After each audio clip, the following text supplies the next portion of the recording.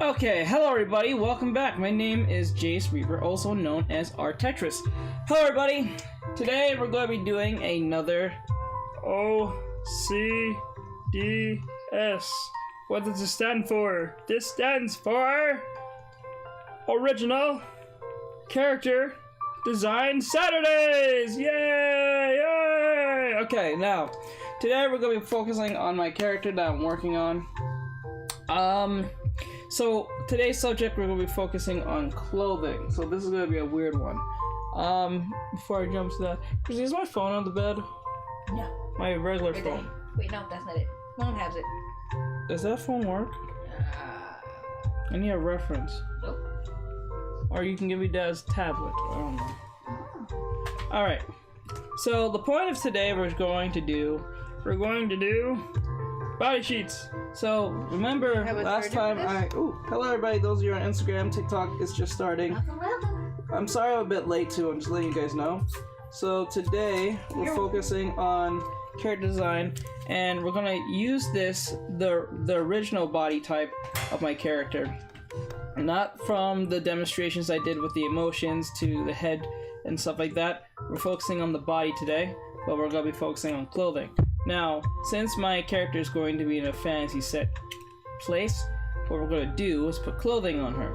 So, we need to, for those of you who are trying to figure out how to make clothing, or at least how to clothe your character, you need to look at reference on what you're trying to do. So like for instance, if your character is in a space sci-fi setting, you should look at some space sci-fi stuff that is very influential on your mind, so you can use it as a form of inspiration and or reference, so you have a good idea of what you're doing. You don't want to draw something that looks like it could be in space, but you're drawing your character to be in like a fantasy setting.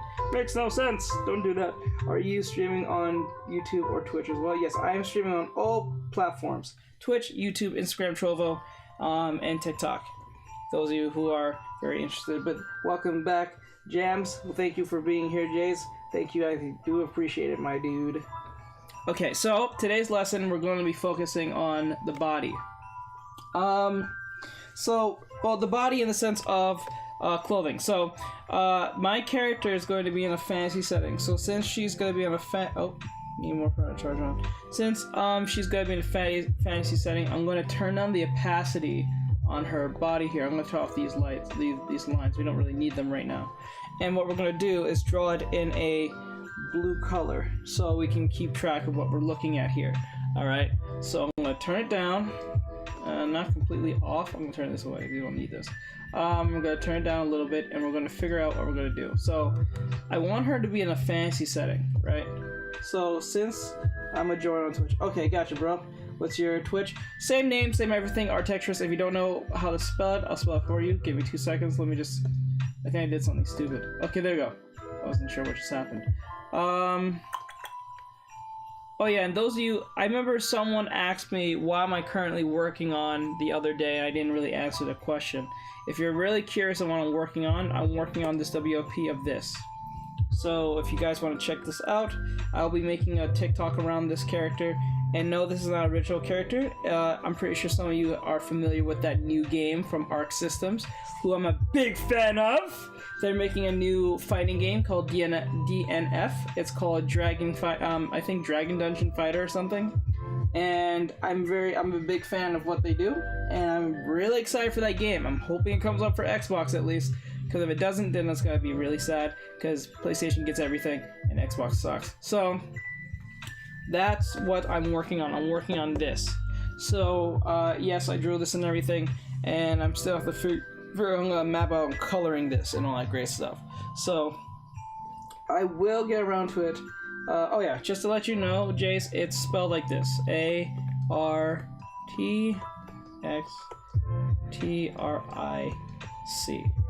Those of you who want to know about my YouTube, my Twitch, and everything, if you want to check that out, it's under this name. All my social media is under this name. So that's just to let you guys know, okay? There you go. So it's ARTEXTRIC. Artexrtic. Okay, so I hope that helps. I hope that's enough time for you guys to get that. So yeah, but to answer the person's question who was here last time and asked me if I have any WIPs, this is one of them, and I'm really proud of this. I made this a few days ago because I had a WIP I was working on, but I was not too happy with it. But this one came out pretty awesome, so I'm going to be coloring this in time, and I might make a TikTok around it as a WIP, what I'm working on type thing. But it's nowhere close to done, but I will make this character look badass as much as possible when I get the chance. But right now, let's go back to teaching. But that's just to answer someone's question who asked me this. Uh-oh. Uh-oh. Oh no. Let me guess. Can you guys hear me? Can you guys hear me? Please let me know you guys can hear me on Instagram. Please tell me if you can hear me on Instagram. Please. Because it did that. I need a charger. Yo! Charger. Which one? For both of them. So they don't do this crap when they're doing that, You know. Got guamped. Yeah, you can hear me. Okay, thank God.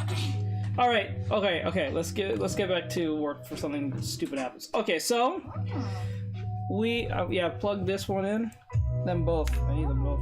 So her body's like this. Now I want her to wear something on the. Okay, we can hear you. Thank God. Thank you. Because every time when I go on Instagram and I'm doing something like this, and the charger tells me I'm on 10%, 20% or something, it just cuts off the sound. It just makes me mad. Alright, so she's in a fantasy setting. My character's in a fantasy setting, okay? And since she's in a fantasy setting, we need to look at some references in the sense of something fantasy based, whether she's like a girl who's like a villager, a farm worker, blacksmith, something like that around those lines. Think of like, say, Sword Art Online or anything like that. I'll use that as an example, but not the end all be all. I'll look at something more fantasy based. Look at like Log Horizon, Sword Art Online, Doc Hack Sign. What else in our fantasy based? Jobless Reincarnation. You know what I'm talking about, those type of stuff. So you should look at those as form of reference, but I wouldn't say copy at all. I would say look at it as inspiration or something to learn from when you're doing character creation. Always look at things that inspires you, but don't try to copy what inspires you. Have an idea, if that makes sense. Don't try to just straight up copy, because you're not learning anything if you just straight up copy. It's better if you improvise what you're learning from, okay? So like, for instance, I always tell my students, when you're doing a pose or something like that, don't copy the pose. Understand the pose, but don't copy it. What you should do is try to get as close as possible, but yet deviate from it. You learn more when you try to improvise than you're trying to just copy it. I don't think you learn anything from that point, okay? So, for examples, when I go and study, I look at other artists' works and see what they're doing, whether it be clothing and stuff like that, because I know clothing's a big deal.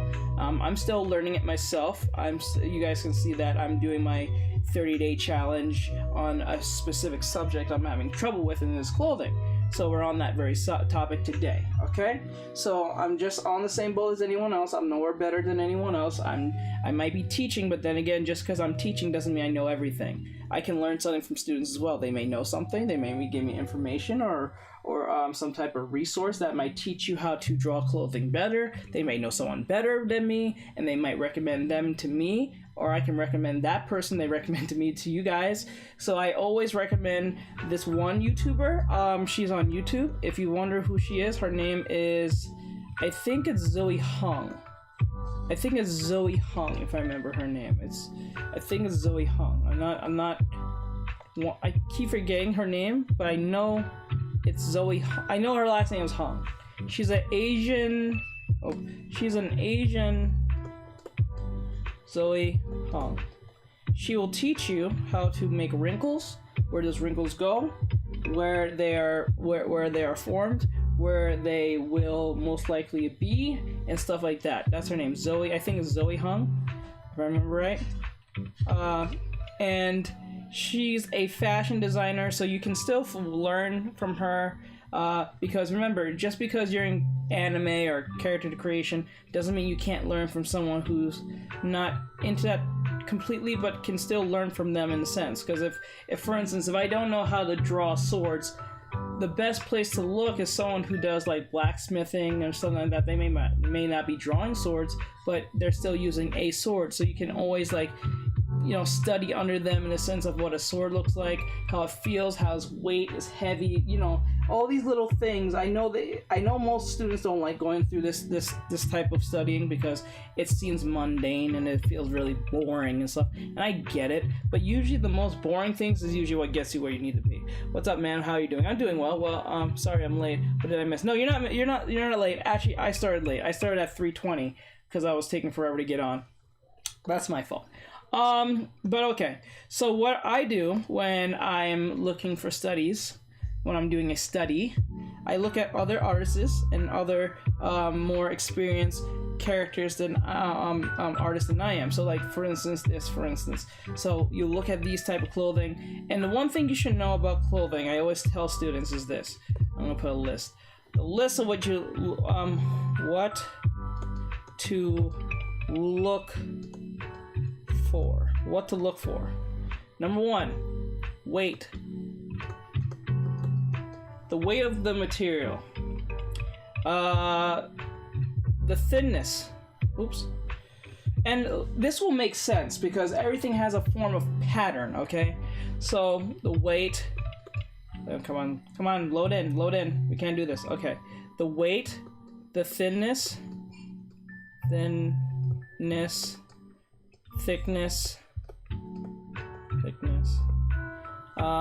weight of it, the thinness, the thickness. What was that? It was the material, I think spelled that wrong, but that's not the point. Material, thickness, weight. What was it? It was texture. I think that does play a part in it, but that's more of on the, I guess, coloring side of things. But then again, I guess the genre also matters. Like, I guess certain clothing has a subgenre, because I'll say subgenre of the clothing, so you have a good idea, okay? So like, when I say subgenre, I'm talking about, instead of just saying clothing, you get real specific. So I say, what type of jacket is she wearing? Is she wearing a heavy jacket? Is she wearing a light jacket? Is she wearing a spring jacket? Is she wearing a summer jacket? You know, is she wearing a leather jacket? That's a form of quiet. That's a form. No. I'm teaching. Yes, but put her in a medieval maid outfit. No. Like, no. No. Why not? Not time for this. Why? Anyway, weight, thinness, thickness, material, texture, and subgenre. So like a jacket, and what type of jacket is it? It could be a leather jacket, so the texture is going to be pretty like smooth. It'll be smooth. So change it to that. I'm using this as a form of example. So like, it's going to be smooth. It's going to be leather. I want a boyfriend, contact me bio.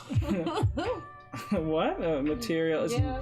Well, I guess leather is a leather jacket. Well, I'll say jacket first. Hi, Artex sister. Everyone wants to say hi to Chrissy. Jacket. Material, it is leather. Okay. The thinness and thickness. Well, leather can be thick and or thin. It's really possible for this to happen, but then again, leather's, even no matter how thin or thick the leather is, it still has a form of weight. So the weight will be quite heavy. Heavy, depending on how you make it. So like, if you take a thin like shirt, right, and you put it on your hand, you may not feel any form of weight, but you know this thing is like almost featherless, right? But if I take a jacket that is leather, even though it's not heavy, you feel a sense of weight to it, okay? So always look at it that way. Who I hear? Who was that I hear? That's my little sis. She's acting silly. Little silly goose. She's a little silly goose. How are you? I'm doing well, Cup. Thank you for asking. Hold on, guys. Those are on YouTube. I just want to make sure I don't ignore you guys like I did last time. I'm so sorry about that. I made it. Hey, Jams. Okay. Still can't wait to play as the fighter and gunslinger on. I want to play the dude with the sword. That's why I'm drawing him. I really want to play him. He looks real badass. I know he looks edgy as hell and it looks typically edgy, but I still like the design. It looks awesome. Let me get you guys up here so I can see your guys' responses so I don't ignore it. I know that gets annoying, so I'm gonna just get you guys up here.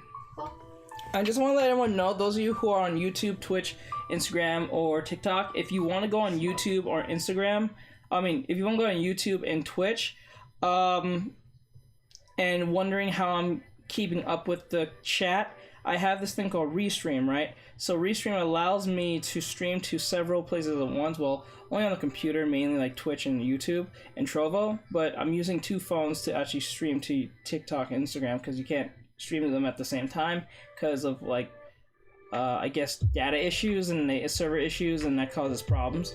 But right now I have something called Restream, so it allows me to talk to everyone at once in the sense of reading their chat if you're on Trovo, YouTube, or Twitch. So I have this chat right here so you can see it. So stop doing that so you can see it. So if I say something you guys don't know what I'm talking about, those of you on TikTok or Instagram, you have an understanding that I'm probably talking to YouTube. I will mention where the question and or dialogue is coming from, so you guys have some context. So don't worry, I'm not gonna just say something randomly and it could be off-putting. But I'm gonna put it off the side so you guys it doesn't become too distracting. I'll put it right here so you guys have an idea of what I'm talking about. Just to give you guys, yes sis, how are you, bro? I'm doing well. I'm just trying to get everything ready. I was a bit late, so sorry about that. She's on something though. I was in here yesterday. Yesterday. Are you a time traveler? I wish I was.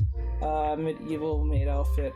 Hi, Artexrtic sister. Your boyfriend, contact me bio. Okay, sorry I'm late. What I missed? Okay. So let's get this party started. So we have the clothing, or clothing. I'll go clothing. Okay. So we make that really specific. So for clothing, we got weight and heavy. Got it. The thickness or thinness could be either or. So let's just go with thickness. Let's go with thickness. So it's thick, it's leather, it's smooth. That's what 9 times out of 10 will be. It's very rare if it ever is rough, unless it has some type of gunk on it or something, I don't know.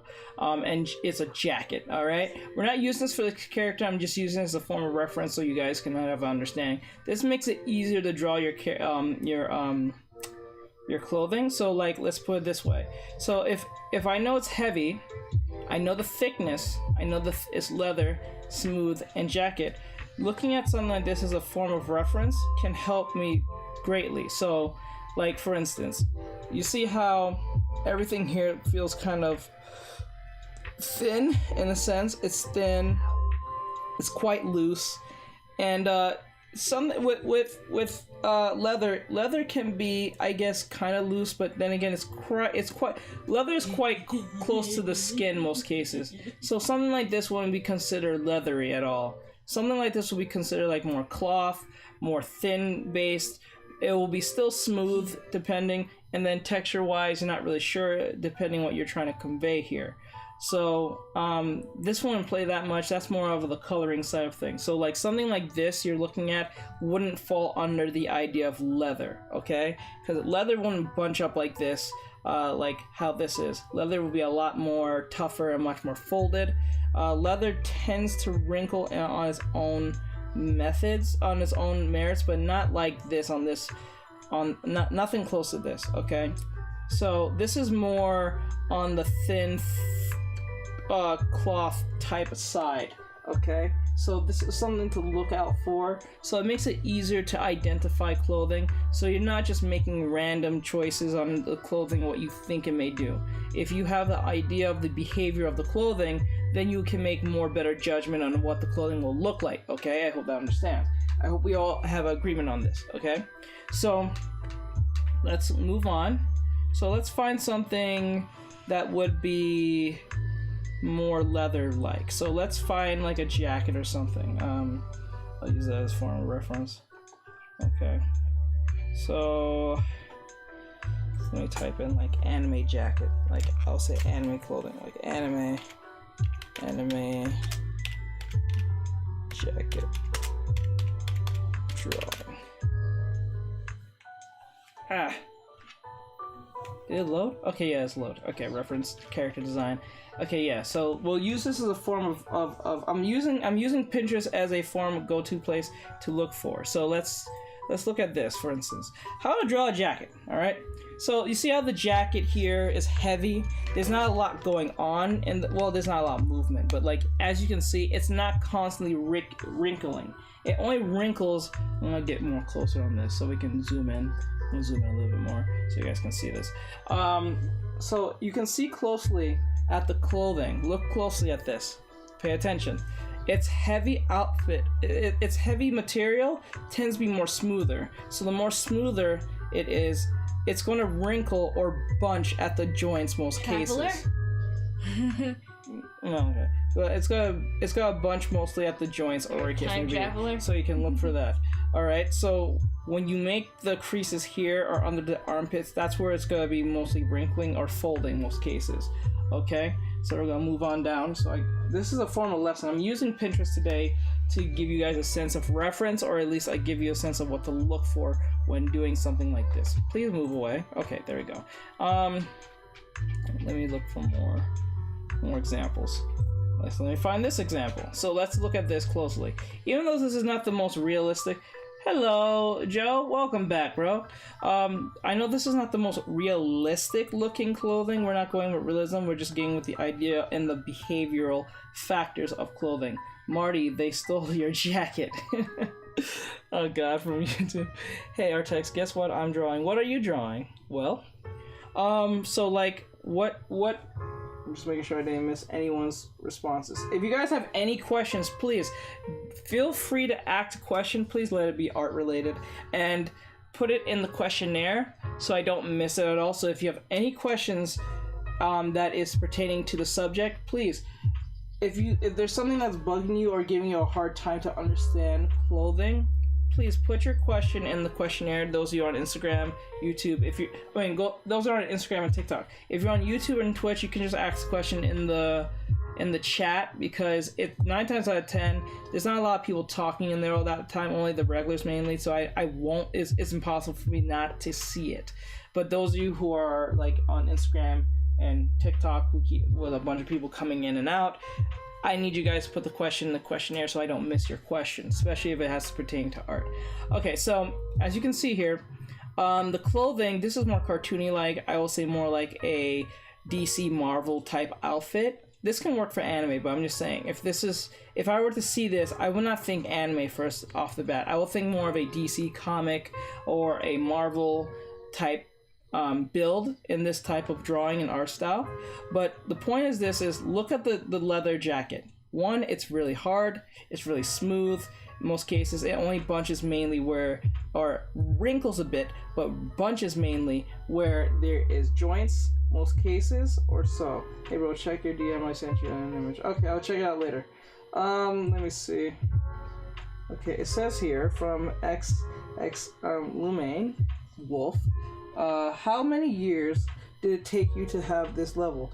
Not long. It took me about, I can finally pull up your question. Thank God. They finally changed that. It's about time. I can finally put that up with no problem. About freaking time. Okay, anyway. To answer your question, Wolf, it didn't take me long, actually. This is what I'm teaching you is nothing from like school or anything. What I'm teaching you guys is based on what I've experienced, okay? From other YouTubers or mentors that are on like Skillshare or whatever case may be. I haven't got to use Skillshare for clothing. I did use Skillshare for more like just recently, not like a long time ago, but just recently, just to see how the platform's like, just to get a taste of it. But I didn't get to use it in the way I wanted to, but most of the stuff I'm teaching you guys is based on my experience and what I've learned, and I'm passing on to y'all so you guys have a sense of what to look for and what not to worry about. Because I know back in the time when I used to do this, I used to worry about things that was not important, like color theory. Don't worry about color theory if you can't draw. People think that if I can't draw, maybe I'll do coloring, which can work if you're if you're a colorist or you're being a color what do you call, what's the word? I think it's colorist. Is it colorist? Or a background colorer or something like that. If you're doing something like that, then you're fine. Then go learn that. But if you want to do drawings and stuff and do color, don't worry about color. Worry about your technical skills. If you can get your if you're at a level 10 and you're not at a level like 45 or something in technical skill, don't worry about color theory. Throw that out the window. Worry about your technical skills. Because look at perfect example. Those of you who are probably like fans of My Hero Academia by any chance, if you look at Hirokoshi or Kubo from Bleach or so, or even Toriyama, Akira Toriyama from Dragon Ball, or even Dragon Quest and stuff like, or Chrono Trigger, what you should pay attention to is the lines and line art. If you can make the line art look great without color, then you are at a level where you don't even need color to make your drawings look great. And most of them can do that without even using color at all, not even grayscale. They just pretty much just cross hatch it and call it a day. You can get you can make great money by just doing line art if you're very good at line art. If you're really good at line art without doing coloring, people will buy your shit by like hundreds, thousands of dollars if you're really good at it. So if you want to get people to buy your stuff or you want people to take you seriously, get good at your technical skills. So pay attention when I'm teaching you. It's called a color science. Yes, there we go. It's usually made in I think this is a term that is used in comic books for like Marvel and DC and stuff like that. So, but today we're focusing on clothing. But to answer your question, it didn't take me long. It took me about like probably 2 years. A few years, but it would have been much shorter than that if I actually just didn't procrastinate all the time and get distracted by stupid stuff. Probably would have took me 6 months or less if I just literally sat down, turned off the TV, and just paid attention, don't play no video games, and just like did what I did before that I teach you guys to the 30-day challenge. Stick on one subject for 30 days. If you still feel like you're not growing, I will go 60 or even more, 80 days straight, and pay attention to that for 80 days straight and just focus on that particular subject. You'll be surprised how fast you'll get through it, even less than 30 days if you really just do it. I'm about to give up drawing. I can't see evolution in my drawings. If you're not seeing evolution in your drawings, that means you're not drawing long enough to even see a difference. People who say they can't, who's going to give up on their drawings because they don't see evolution, is people who are improving but don't even realize it, because it's like saying that is like seeing your little brother and or sister who you grew up with, see them grow and notice it. You don't notice it. You're noticing it, but you don't notice it. Like it's like when they're a baby till they're like 5. It's a slow transition, so slow that you don't even notice it till they start growing. Okay? It's like that.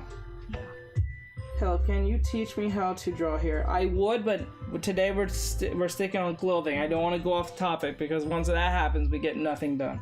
But I'll do that when we get this lesson out of the way because this is very important. I promise you.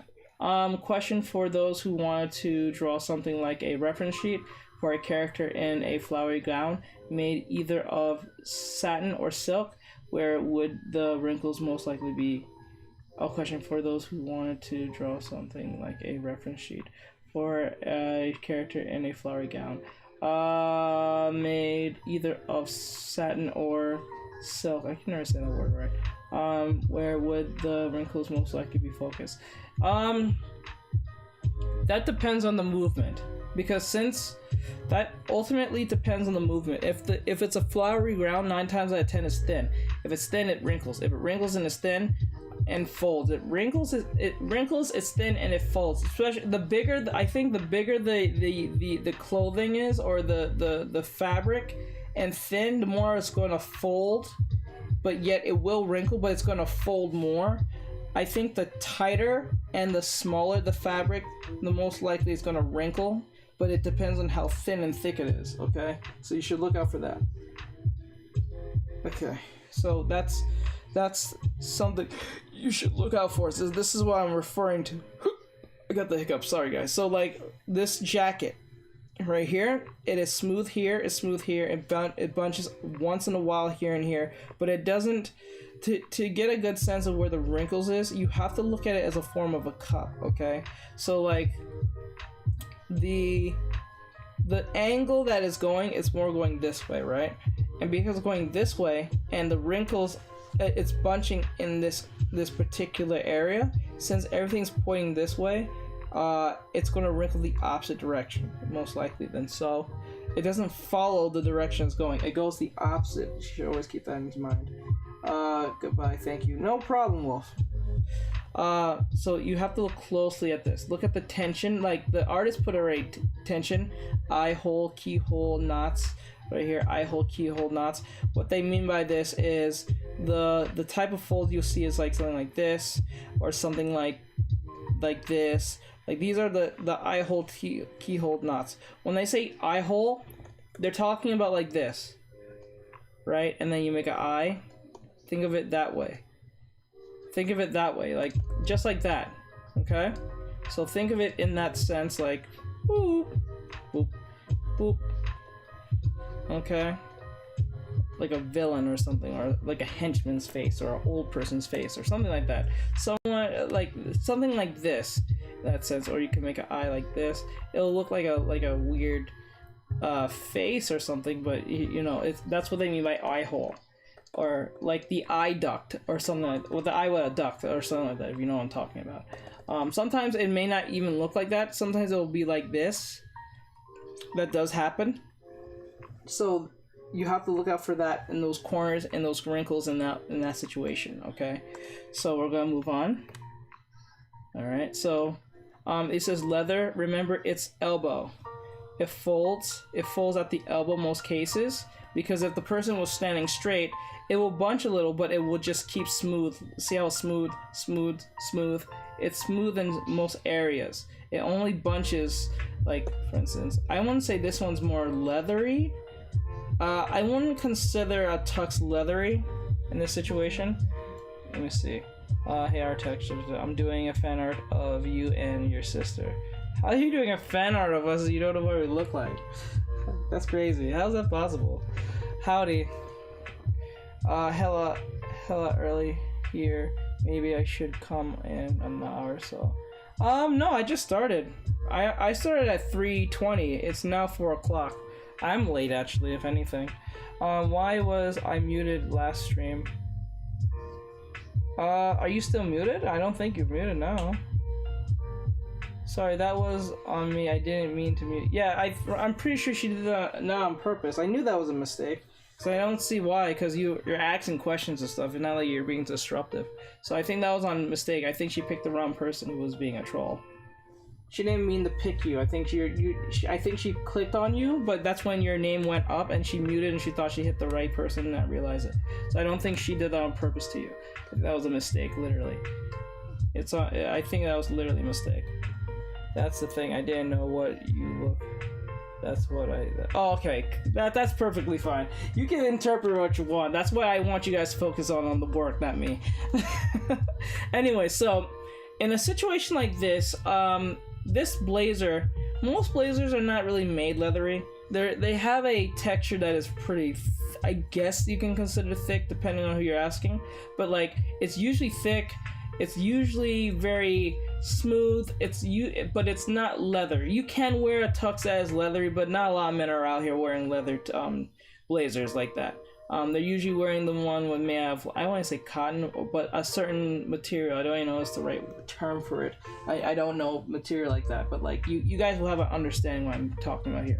But this is usually in a mid-section between thick and thin, so it's heavy, but yet it's also thin, right?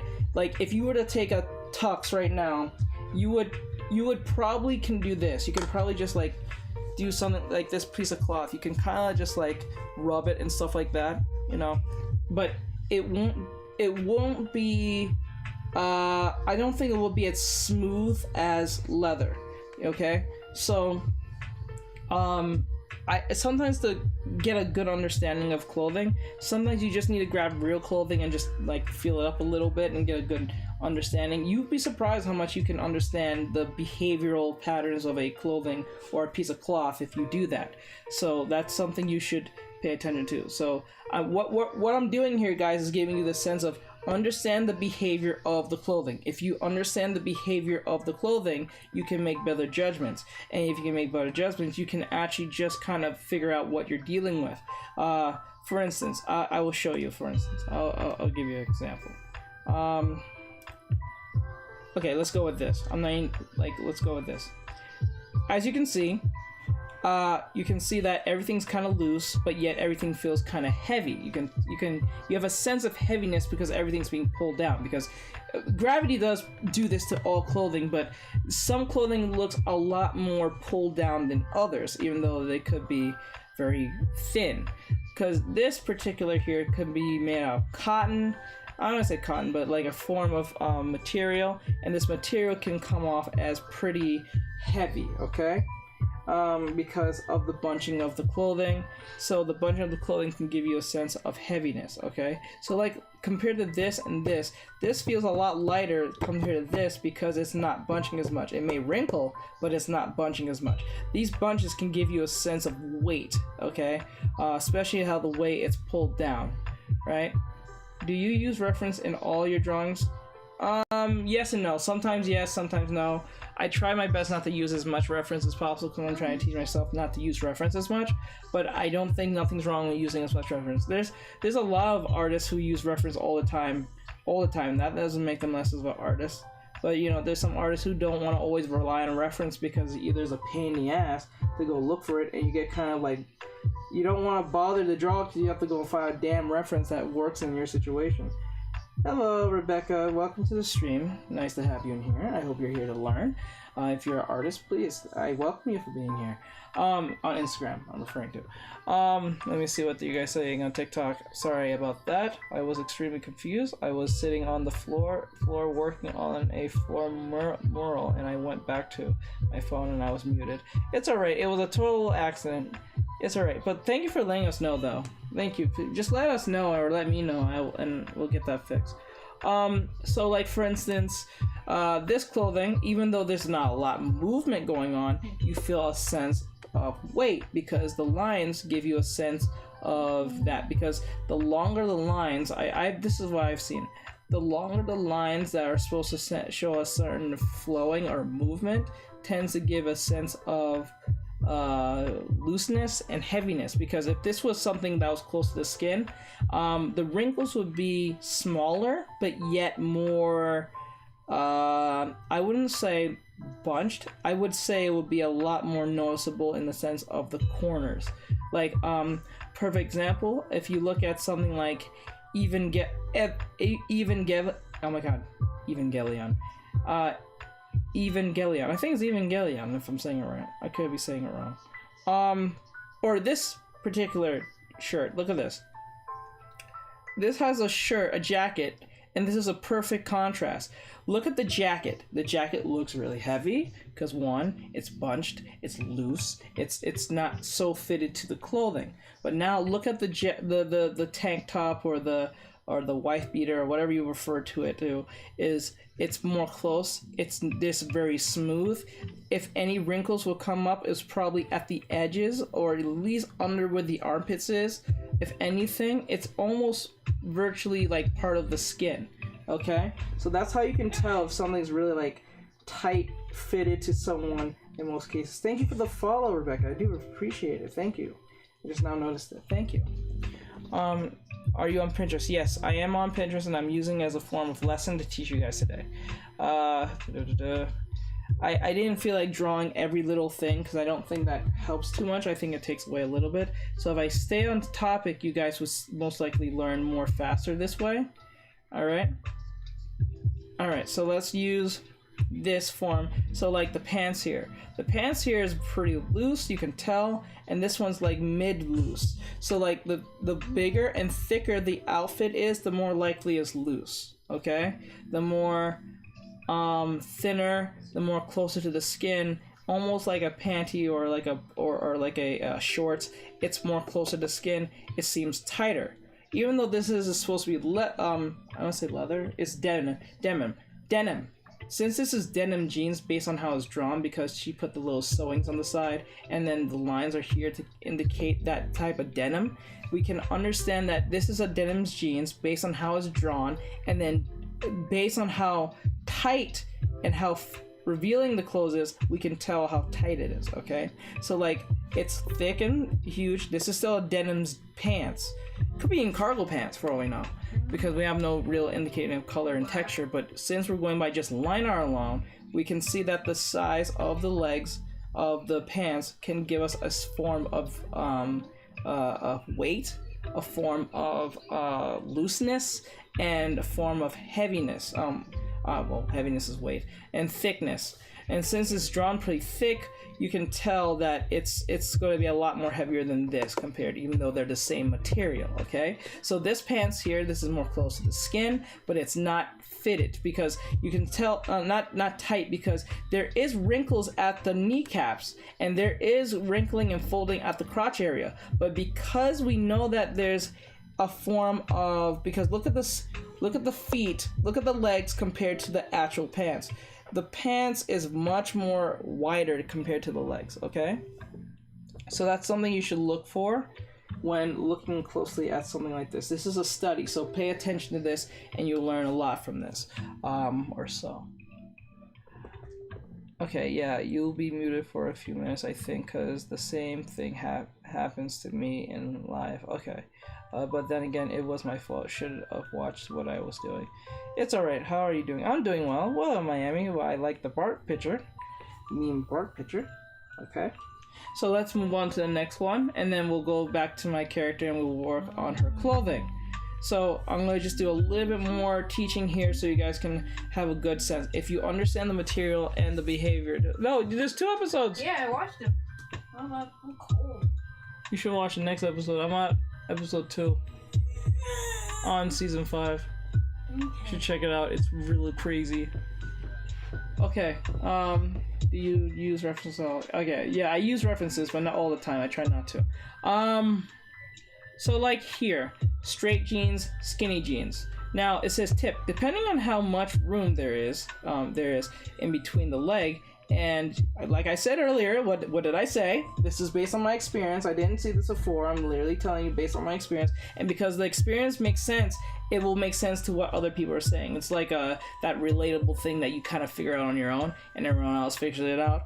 You know, like an inside joke type thing. So like here, tip, depending on how much room there is in between the legs and the pants, the fabric will drape differently. Gravity will pull the fabric down. Creases will flow.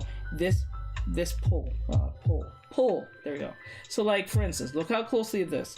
See how the clothing, there's a space between the leg to the pants, right? So if there's a space between the legs to the pants, there's a form of looseness. It may not be a lot, but it's a lot looser than that pants. So this would fall under more of a denim's jeans, which the way it's drawn, because the wrinkles between the crotch and the seams from the pants to the crotch down gives you a sense of jeans, and it has pockets. Not saying that leggings can't have pockets, but it's not something that's usually too common, but it's more of a thing now because girls love leggings with pockets for some odd reason. It will look kind of, well, maybe for their phone, especially if their phone is black and they're wearing black leggings, it tends to fit pretty easily. But most cases, I don't think a lot of girls like putting a lot of big bunchy stuff in their leggings. It just looks really unattractive and weird. But anyway, the point is that the knees here, see how both knees, they're interacting with the fabric much differently than what you're seeing here. So like the clothing is much, like I said, much closer, much skinnier. It's almost like skin in itself, right? It's like an extra layer of skin. It doesn't feel like clothing, okay? The only why we have that indication of clothing is the way it's drawn based on the seams at the crotch, the seams for the pockets, and the seams for the belts. That's it. If we were to erase this part off, this will come off as pretty much leggings, okay? So that's something you should always look for when you're doing your clothing studies. make sense of, like, make the concept make sense. If you can make sense of the concept, you can make better judgments when drawing. Please be aware of this. It's like the same of drawing a very fast car compared to something much heavy. If you're drawing like a Ford pickup truck compared to a Bugatti, you're going to feel a difference, right? So if you drive like a Ford truck and you're making a turn, it'll feel heavier, so you have to pull more, maybe, or yeah, you have to pull, well, a little. I think if I remember right, if the heavier the car, the more softer the turn you have to do, because you're pulling a whole lot of weight. But when it comes to more of a Bugatti or something like that, I think it'll be more of a harder turn, I think, if that makes sense. If I'm making sense out of that, or it probably is vice versa. I think if it's like a truck, I'm pretty sure a truck you have to keep spinning it almost like this, or like a bus. It takes a lot more turns for a bus because it's heavier compared to a faster car. It might be just kind of instant. If that makes sense. Your videos are helpful because I can't draw clothing like I used to. Good, because you need to understand the concept. That's why I want you to feel. So when you say I don't know where to put wrinkles, well, first understand the clothing. If you understand the clothing, you will make intuitive, better judgments on the wrinkles that you're placing than you just thinking where the wrinkles are. I've seen a bunch of students just put a bunch of wrinkles just randomly, and they're not really sure what they're doing. So they kind of say, well, I put enough wrinkles, I think it looks great, but something doesn't feel right about it. It's a lot like the whole, I did the proportions right, but it doesn't look right because you don't understand the concept of the gesture. Once you master the gesture, you can master everything else after that. The proportions don't really mean much. Like, for instance, if someone were to draw a big hideous monster, like yes, to use a perfect example, Coraline's mom from Coraline. When she turned to the giant spider lady, like her true form, she's a elongated version of what a woman is, right? But because her gestures are correct in the sense of her movement, her convincing stature, or not stature, but the movement of her animation and stuff, even if she's not anatomically correct, the fact that she moves with fluidity gives you a sense of realism in your brain, right? It makes sense, right? So that's one way you can look at it. Okay. Oh, color theory, here we go again. Oh no color theory today.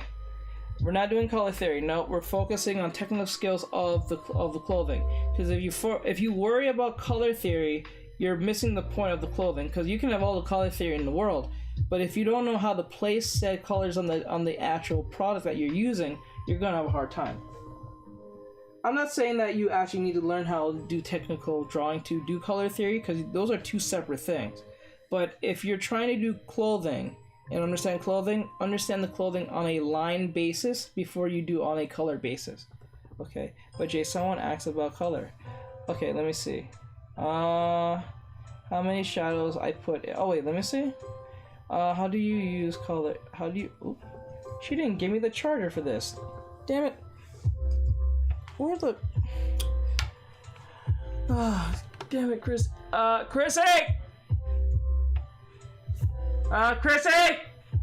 Give me the charger, please. She didn't give me the charger. What the hell? I need the charger for the other phone. Which one? Both of them. I need one. I need another. I need the last one. Because this one's saying it's 10% now. And I was gonna say, sure. And I don't need that happening. Actually, I can take this one out because it never. Oops.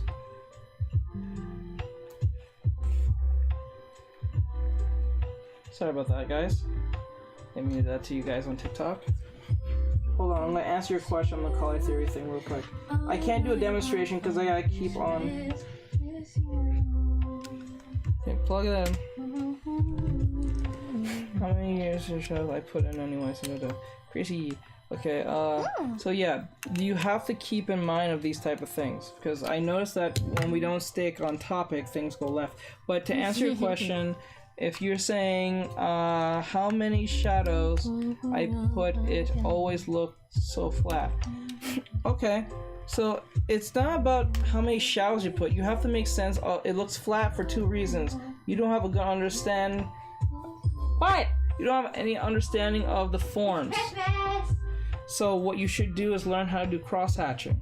Learn cross-hatching and then worry about that later. It will teach you form. Look up at videos for cross-hatching. It will give you a sense of understanding of form. Once you have an understanding of form, it will teach you how to shade even easier. And you don't have to worry about any color theory stuff. So here's here more room in between the fabric of the legs, less folds and creases. So there's less folds, less creases. Less folds, less creases. Okay, so there's not a lot going on. There's less folds and creases. There's only like 1, 2. There's literally 2 creases, or 3. You can count that one here.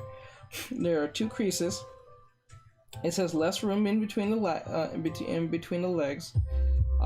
This one got less room in between the legs, and there's more and tighter folds in the creases. So there's creases. There's something going on. There's tightening here on the creases and the legs. Okay. So you should look closely at this. Understand it. I always know this. The closer to the skin, the tighter it is. The tighter it is, it's more likely going to wrinkle in the crotch area. Anything that is compressing. So like between the legs here, where the crotch area here, the knees, as in like the back of the knee, or even the front of the knee, because it's touching on your skin. All right, it's always touching on your skin. Anything where there is joints, like your ankles, depending on how far it is, but like your ankles, your wrists, your elbows, your under your armpits, your shoulders, your neck.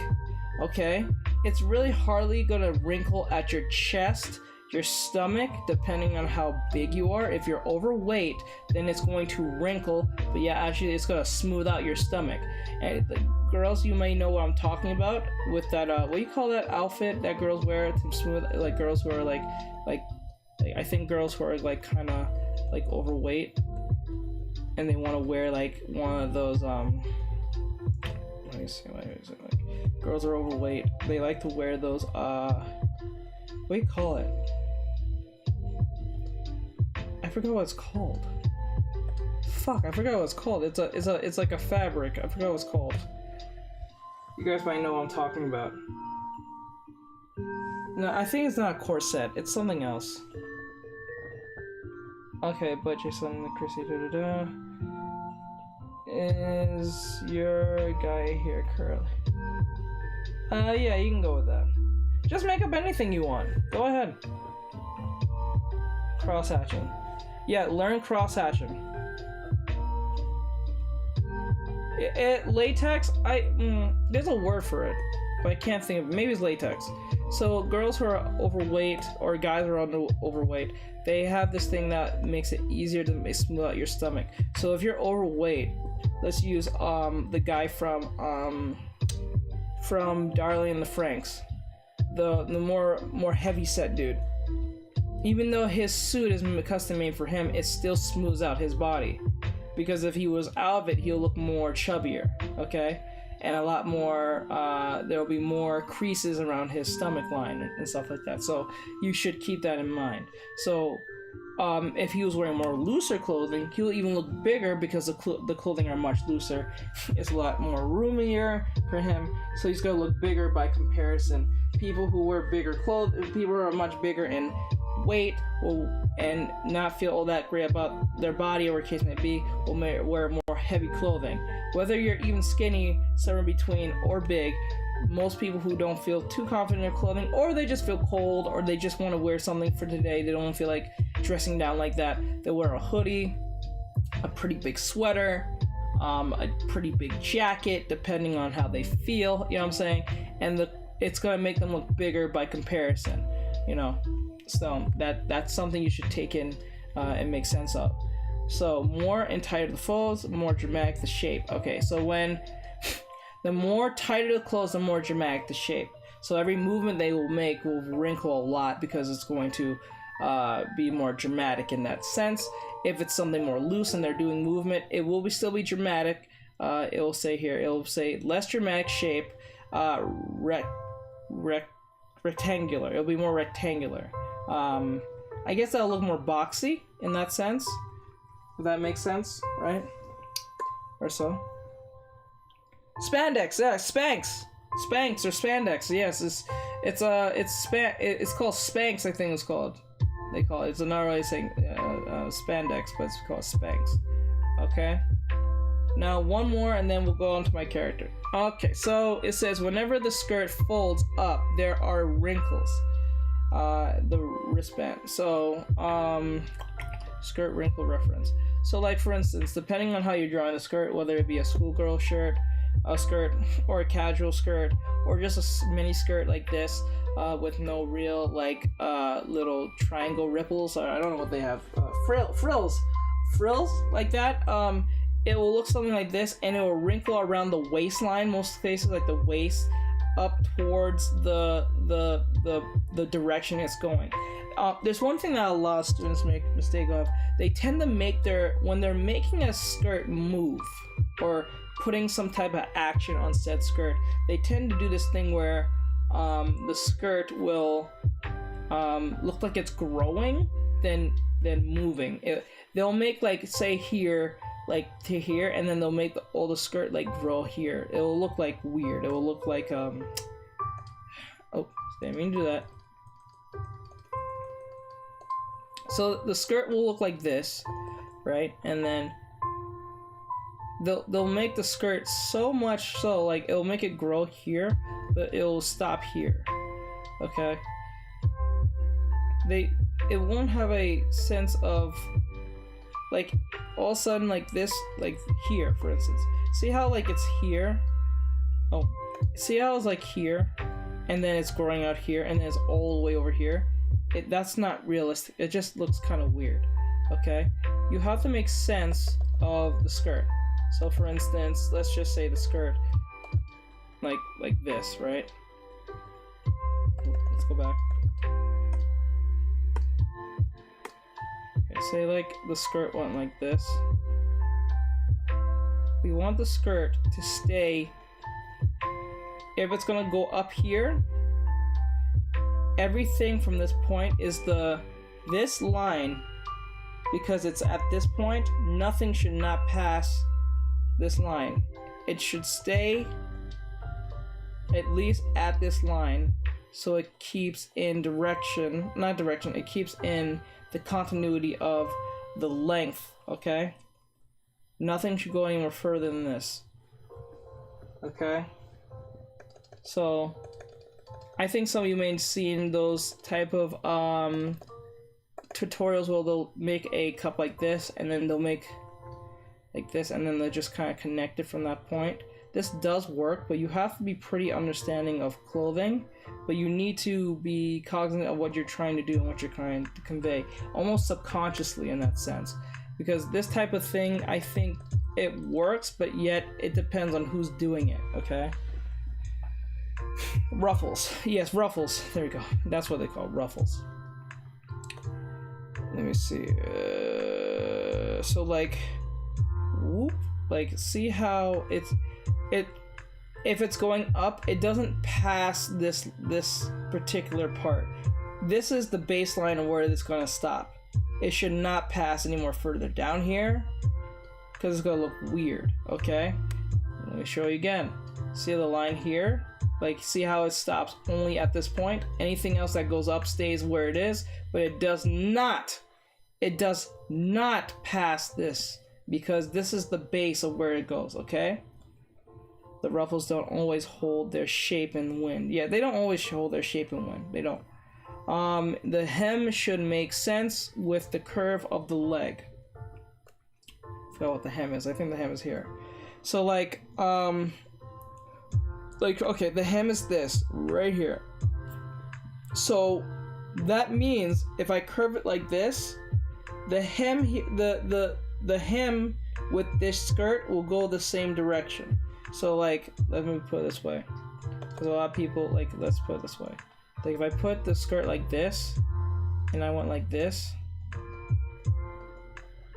you see how this is supposed to go like this, with this. So this should always go like this. So like, what I'm saying is, the line, the baseline, let's just say it doesn't pass this here. If it's going to curve, it's going to curve alongside this hem. Even if this is all curvy like this. Oops, I keep doing that. I gotta put this on different. It's gonna annoy me. So if I know this one's gonna be hard to grasp, and I understand, probably for those of you who don't understand clothing like that, and I'm just kind of explaining the way I know. It may not be the best explanation, so I'm just gonna be very, be aware of that. I'm gonna try my best to explain this. Are these drawing? Yes, these are drawing lessons. How can I explain this? So like, let me use this. Maybe I can use this as a form. Okay, so like, if I have the drawing like this, right? Okay, I have the drawing like this, right? And I want her skirt to go like this. This here will represent like this. So that means that this curve will go along with this curve direction. Okay, the direction of the curve, not that's what they're trying to say. So like if I want like then I'll go okay, but it's not gonna be like that. So like this, and then so even if her skirt went up in the air like this, right, and then I went like this,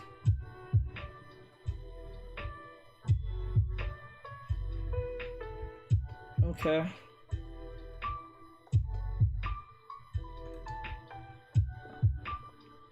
it is going with the direction of this. Okay.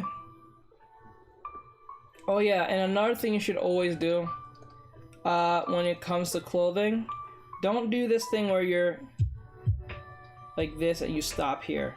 Make sure everything makes sense from front and behind, because what happens is if you don't draw it all the way through like this, what's gonna happen is that when you want to make them look like they're connecting on both ends of the spectrum, it's gonna always look like something's not looking right. Okay, so like for instance, if I say like I'm gonna draw like this and then like, oh, did that wrong.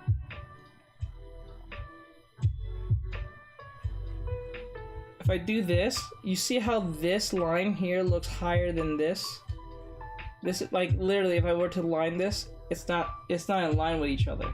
It would not be this high if this is here. They surpass each other in length. And you don't want that, because that's when it looks kind of off. Your brain will see it, but you won't notice it at the same time. Meaning that when I say your brain will see it, I'm saying like that moment when you say, why doesn't look right? That's your brain seeing it, but you're not realizing where is it coming from. Okay, I hope that makes sense to you in any way. Okay? So let's do this again. So if I were to draw this, I would try to keep this in continuity with each other. In that sense, I keep bumping into this and it keeps shaking. I gotta move my arm like this. I don't want to keep bumping this. I know you guys keep getting bumped. So I'm gonna pick this up. So stop hitting this because it's getting annoying. Okay, that makes it easier. Okay, I was getting annoyed by that. Okay, so I make a hemline like this. The hemline is pretty much the line that goes alongside the body. So that's what they mean pretty much by hem. It's the line that goes with the body. It's the line that goes with the body. It's the line that goes with the body. So like, if you're making, no. Actually, yeah, we used to use this. Let's use this as a form of reference based on my study. So like, for instance, the hemline here, if I were to draw this, like this, you don't want to keep a gap like this. You see how the gap looks weird? That's all. Yeah.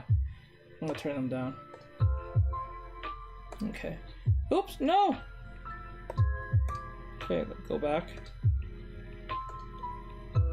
You see how the hem here is going I'm going with the body. So I'm going with like this. I'm going with the body.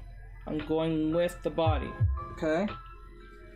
But what I'm saying is make the hem, and then if I'm making the skirt, I would go all the way in the sense of, oops.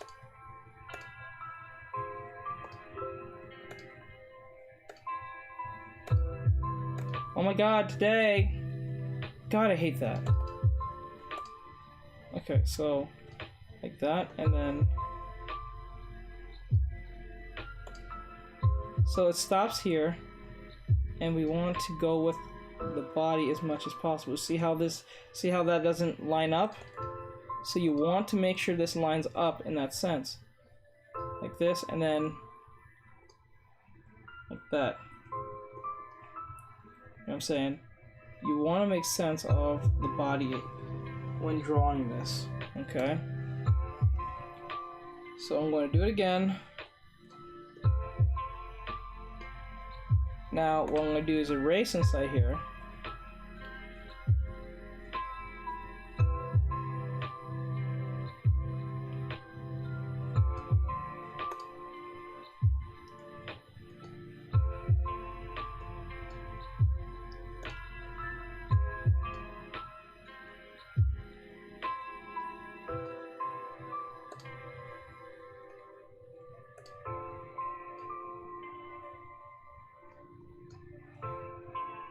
Okay.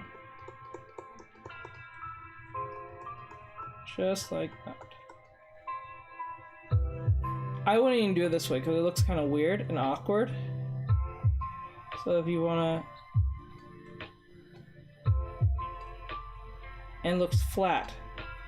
So now, another thing that a lot of people don't realize is that making frills and ruffles is a very difficult thing, especially when you want to make it convincing. Anime tends to make this look very easy, but also it's very hard to deal with. Okay? Okay, like this. And then I think it'll be like this.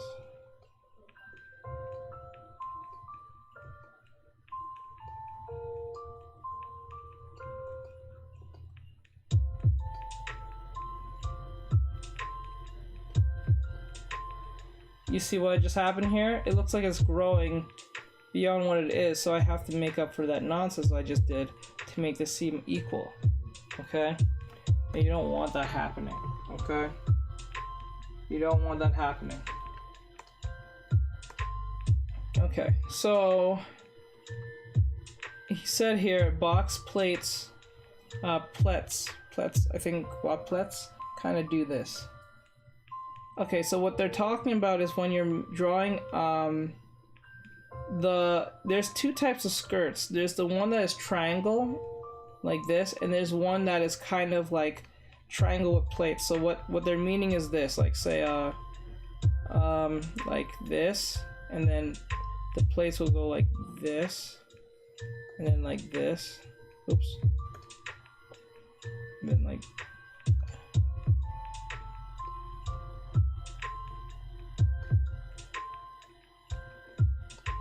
okay.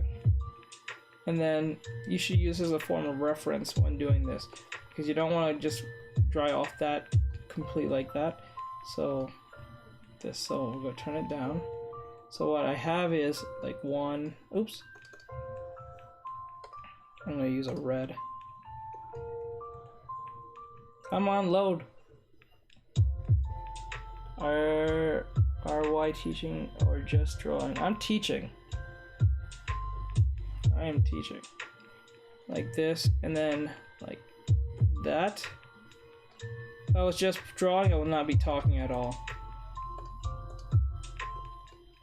See, like this, and then like that. See, look closely at this. You see how I made the plates? The plates are going, shit. The plates are going, damn it, why do you do this? Why are you like this? Thank God. Okay, so you do like this.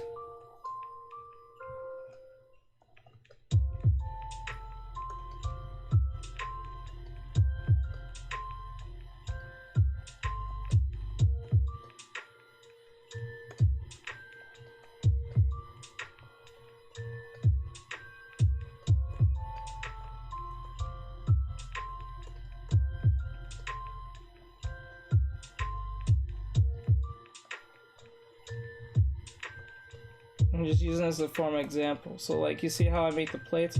They go in and out.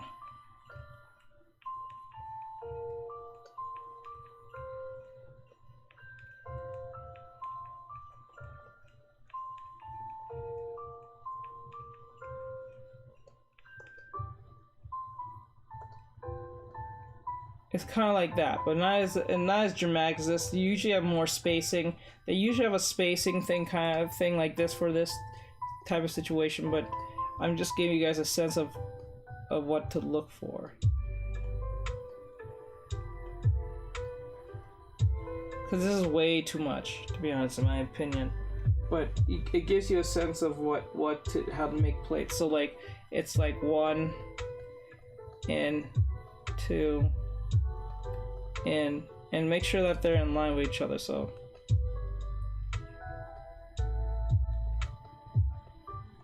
okay,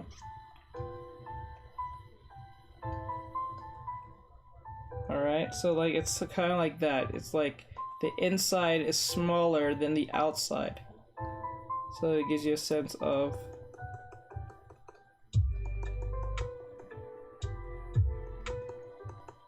okay. So yeah, you guys have a sense of direction when dealing with this. I hope that helps. I hope you guys understand that. I hope that was helpful in any way. Because remember, the plates here is always bigger because it hits the line like this. Oops. Okay, like that, and then the plates are like this, and then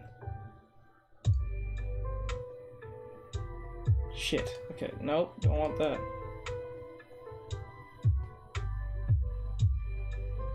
Oops.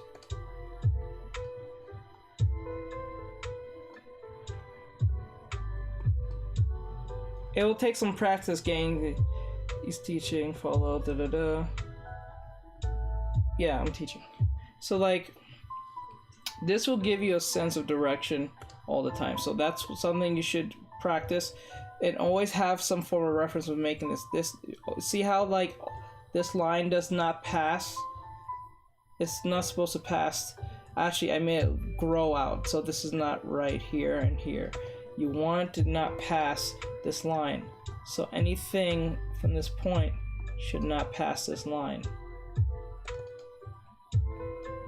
Most cases, unless like if you're trying to see the underside of the skirt, it should be pretty slight in its nonsense. Okay, so like and then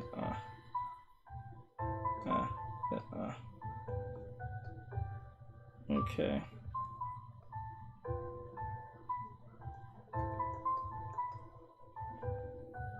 That and then.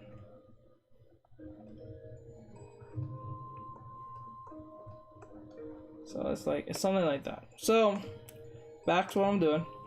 The hem should always make sense with the curve of the leg. Like okay. Now plaited skirts do the same thing. Okay, so like this is the same thing in hems. The ruffles don't always hold their shape in the wind. Yeah, they don't always hold their shape. So like, see how there's a big spacing here, but this is very small over here. So like, for instance, like the ruffles, if like it'll be like this, like this particular ruffles here. Okay, so like if I were to, let's erase this.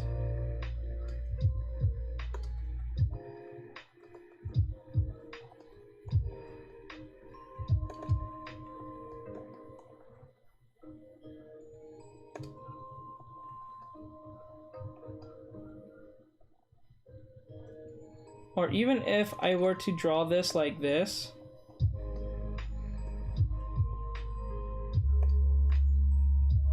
sometimes it's hard getting this right because you want to make it convincing. You don't want this. You don't want that. You do not want that because that's so annoying. Ayo, I hate doing ruffles. I know ruffles can be a pain in the ass. it can be a real pain. Hold on, like.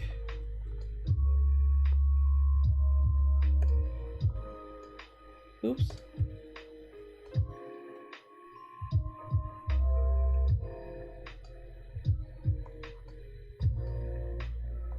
It's always a pain in the ass. It's so annoying.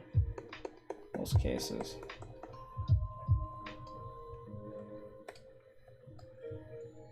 And you want to, when the leg folds like this, you want it to fold correctly.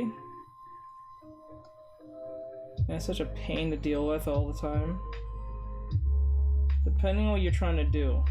But you have to make sense of the movement of the clothing sometimes. It's not always so random, but you can make a better random choice than just going with a random movement. The gathers on skirt like this overlap with the lining. This is where the bunching up happens. So cool, love it. Bro, have a nice day. Oh, thank you. Totally. This is teaching about clothing, please, for those who are coming in. Yes, please, this is a teaching moment, please, guys. I understand drawing Ruffles is better now. See, this is just teaching. I'm just here to teach. I'm not here to do anything malicious. I'm just letting you guys know that.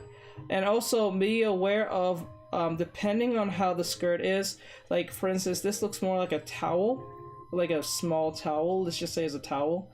Or even this is a mini skirt.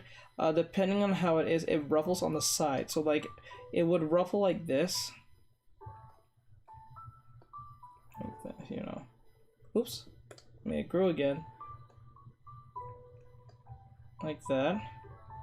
Depending. I almost drew it right, too.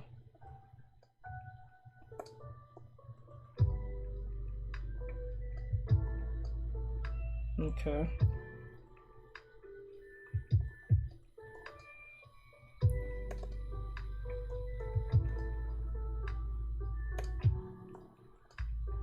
Okay.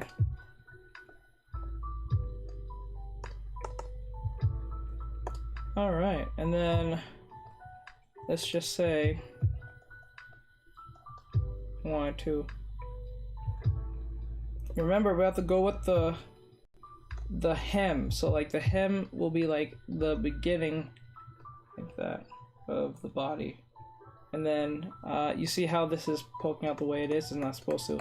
It's supposed to go alongside the body itself. So like, and remember to make bunches. So if we're at the waist like this, I will bunch it a little bit. So it feels a little more realistic in that sense.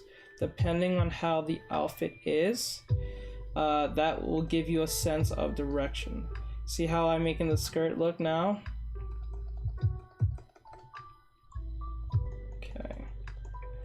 It feels a lot more convincing in that sense. I can turn this down even more. So you can see the skirt, and we can keep going with this.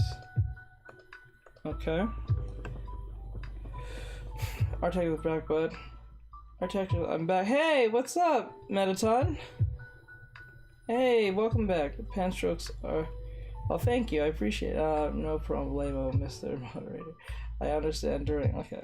It's nice to have you guys here. I believe doing a ruffle around the around the clown's neck is so annoying.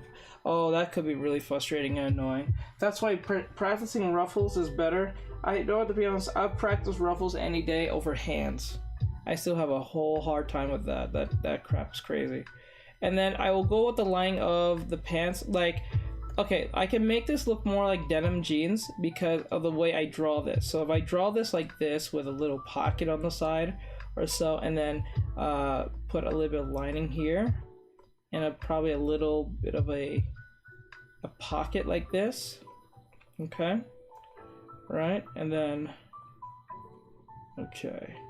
See how that works, and then I'm going with the lining of there, and then depending, I'm drawing this. I don't think skirts like this is pockets in the back is that thick, but I'm gonna just go with it for right now. it looks like denim pants now because the way I drew them, denim jeans. Okay, and maybe I put a little bit too many linings on that, but you guys have a good understanding now what I'm talking about. So this is something you have to look very close at. I still think the skirt's a little bit too thin, but then again, I think it still gets the concept out on what I'm trying to convey to you guys. So I can make little pants, what do you call it, buckle, loops? Belt loops? I think it's called belt loops.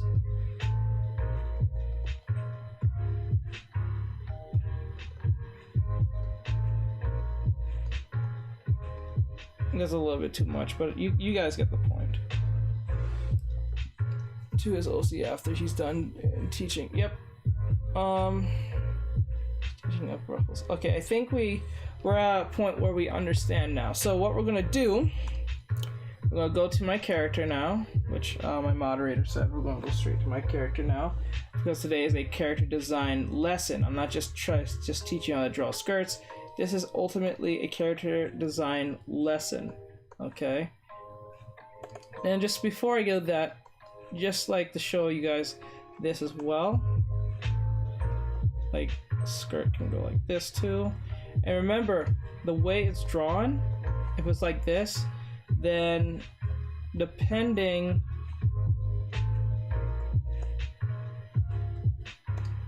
It wouldn't go like that.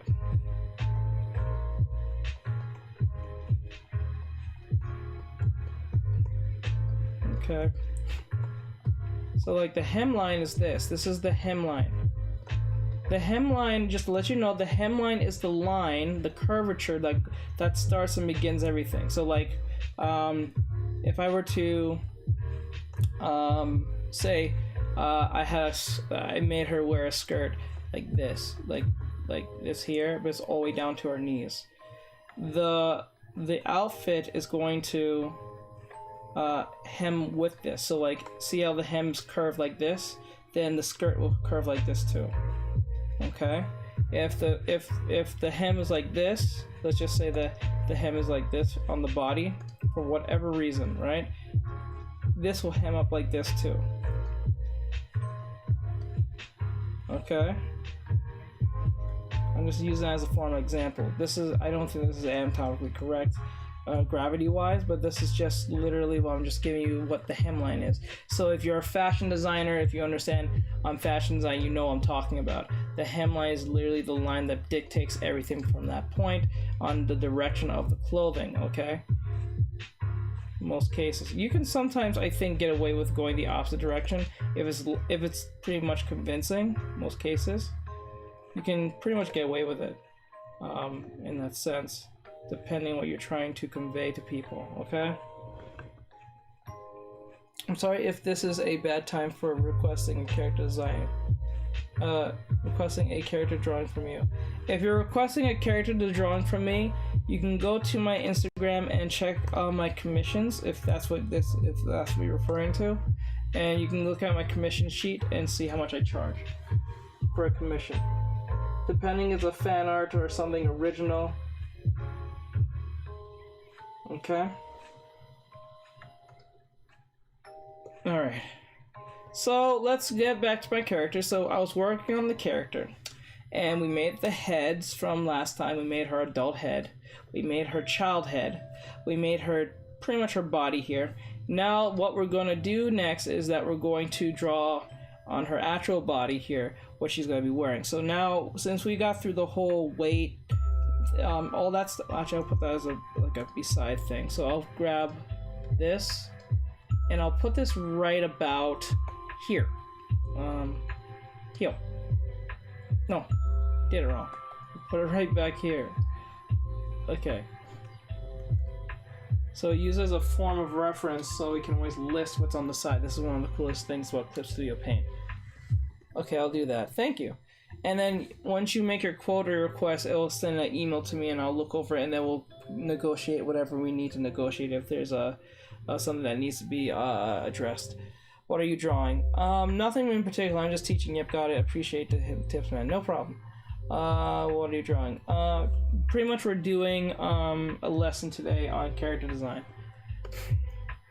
Now, what I'm gonna do is go to the body, and I want my character to be in a setting. So what I want her to wear, since we're talking about clothing, I'm not going on armor. I might hold that off for next week, because I think that's something a little bit different when it comes to certain materials like armor, weapons, and all that stuff. I think that's something on its own. It's could be still labeled under the idea of clothing or items or a case may be, but I want to keep it simple and fun, so I don't want to be like dragging on and on and on and on about clothing all day. And go back to you, Sam. I see you, bro. Sama. All right, so okay, so we have the character. I want her to. I'm gonna probably put her in like a farmer's girls type thing because she's in a fantasy setting. We're not putting random clothing. We're gonna stick with clothing that makes sense to the fantasy setting. Since she's, I wouldn't think she's rich, but she's not poor. She's in a middle class type family. So I think they would wear not poor clothing, but something in between, something pretty decent, but yet nothing too fancy. So if you're having a hard time finding that, I would look at stuff like pilgrim outfits, something that is very, I say like fan, like for instance, if you're having a hard time, I'll say like anime, fantasy. Oh, do not. I'm telling you guys, do not get a wireless keyboard. It will drive you up the wall. It likes to play games. Anime. Let's see, clothing. As lag. Okay, or I think the batteries need to be replaced. I think that's the problem. Or tomboy look, or something like that. So we're gonna look for something that is pretty much in between of this. She's not royalty, but yet she is not poor either. So she's somewhere in between. Like probably like a farm girl, if anything. Okay. She's not gonna wear clothing that is like super fancy at all.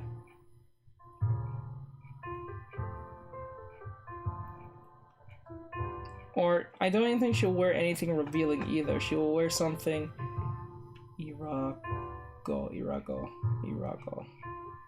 Let me find something that is pretty close to that.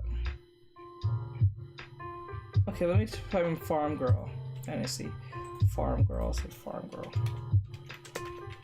Like a farmer or something. Because our parents are former, like those of you who are familiar with jobless reincarnation, something like how the parents dress, Rudy's parents. Think about that as a form of reference. Okay, like something like this. I think this is from The Witcher. Something like this. I think this is quite appropriate to wear. So we're going to look somewhere down that line. And we want to look at examples of this. We don't want to look at one example and run with it. Because if you run with one example, you're kind of limiting your creativity, the span of understanding, okay? So you want to keep it. No, I'll just know what? Good idea.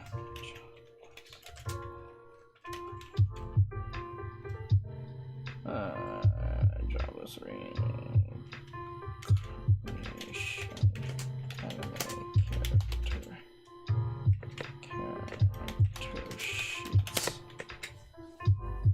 Thank you for supporting his art. Thank you guys. What are you doing? I love Ruby. Yeah, Ruby's a cool show. I haven't watched in a while since the whole Vic thing. Okay, I'll do that. Okay, gotcha. So let me see. I have not watched Rudy since the whole Vic fiasco.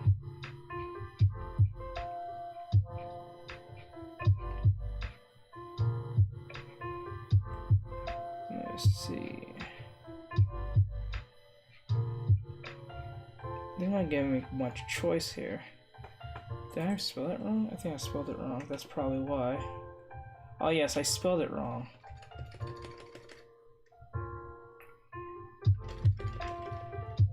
Jobless reincarnation. Character. Yeah, I spelled it wrong. Character. character sheet. Okay, there we go. That's a perfect example. Okay, let's look at this. Perfect example. See, now you can see, like, for instance, character design. Actually, see how one of the I'm gonna zoom in. I'm gonna zoom out because it's a little too close. You see, so you guys can see it easy. You see how her outfit really represents her status. She does not come off as poor to me. This is one of the earliest characters in the show. I think you meet her in episode 2 or 3, I think. And she is the teacher of Rudis. She teaches. Where are you searching this? On Pinterest. They are making a fairy tale movie. They're making a fairy tale movie. Oh, really? Okay. Is that based on the other show or the Eden show that's, I think, currently going? So as you can see, her status doesn't come off as poor. Probably anything close to royalty to just a noble, or even not even those two things. Very respected in her profession. You can tell by the hat, she's pretty much is some form of wizard slash witch or I want to say word warlock. I think witch and warlocks are pretty much the same thing. It's just a gender way of saying warlock means male witch, and witch is just a female warlock. You know, any which way how you interchange those things. But she is a demon. I do remember that she did mention she is a demon, but she doesn't have any trace showing that she is demon. As we will know in most animes, demons tend to either have different color skin, different color ears, different color horns, have horns on. Most cases, mostly associated, not all the time. There are exceptions to this, but she is from a demon race. She probably is half demon, half human, or she probably is just full demon. I don't know about the manga, but I remember in the animation, Cowboy Bebop was a good show. It was a good show, and then they fecked up with the whole Netflix thing. They changed way too much of that. They ruined that show. They ruined the hell out of it. But I'm pretty sure people who never watched Cowboy Bebop, who were watching the one on Netflix, they probably think it's pretty great. Those who never watched the anime, so they think it's good. But if you watch the anime first, you will understand why that the Netflix version is inferior by so many levels, and stuff like that. So, what the point is here, that her outfit is pretty respected, pretty clean, pretty heavy set, and pretty much like that. So we want something close to like something close to this. I wouldn't go with a jacket per se, because that feels more like a modern like style. Not saying modern it just seems too I want to say original. I just don't think a hoodie like this would work in a fantasy setting. It would work, but it wouldn't work. It just feels too modern, and it's nonsense. Okay. I'm pretty sure the color of the hair shows. Yeah, she's a demon. Pretty much from the hair. I remember she was talking about the supered. I remember listening to the sub version. I didn't listen to the English version too much. I only watched 3 episodes of the English version, but I watched the whole thing on sub first. I didn't think there was gonna be English version, but it came out a month or two later after I watched it. It kind of pissed me off, but it is what it is. So this is Kiyu. I think that's referring to her. Kiyu, because I can read that, but I'm not referring to this. But let me see. Made it how late I am. Not too late. What's your favorite full metal? If you guys have a question, put in the questionnaire so I don't miss your question. But my favorite character in Full Metal.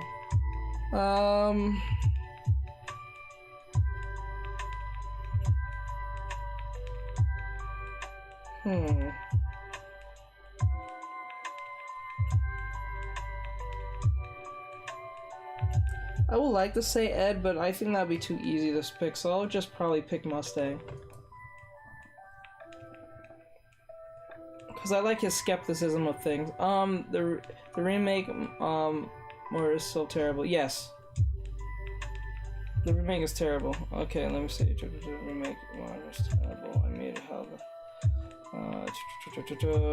yeah.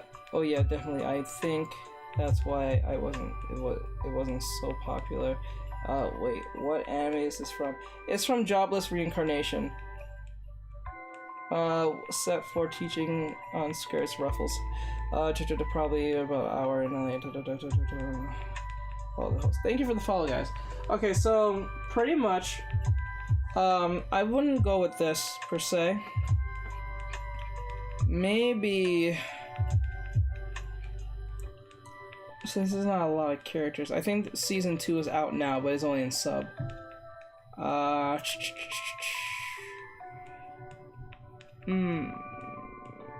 Let's look for some examples. I don't want to use her as the base of what we want to use, but I'm giving you guys a sense of idea of what to work with. So if I had to pick,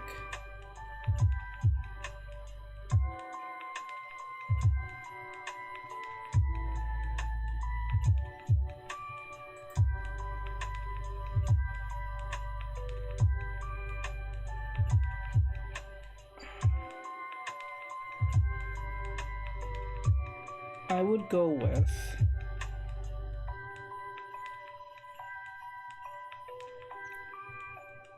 something in between this. Fantasy basic. Okay, this doesn't look too bad per se. I don't think this is too bad. I think this comes off a little bit more in between that. Okay.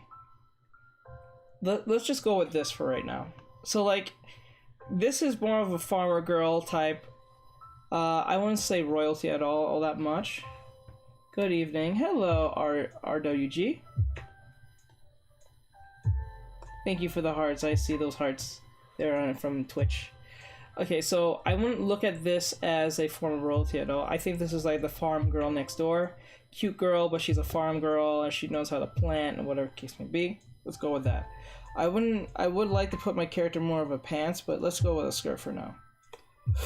like a more of a tomboy pants, but let's go with the skirt. All right, so like if I were to draw this, we have to look at the, not particularly this pose, but we're looking at the clothing. We're not looking at the pose. We're not trying to redraw this. So like if based on what I'm seeing, it goes here, it goes around the wrist, the shoulder. So like if I had to guess, it'll be, oops, the clothing.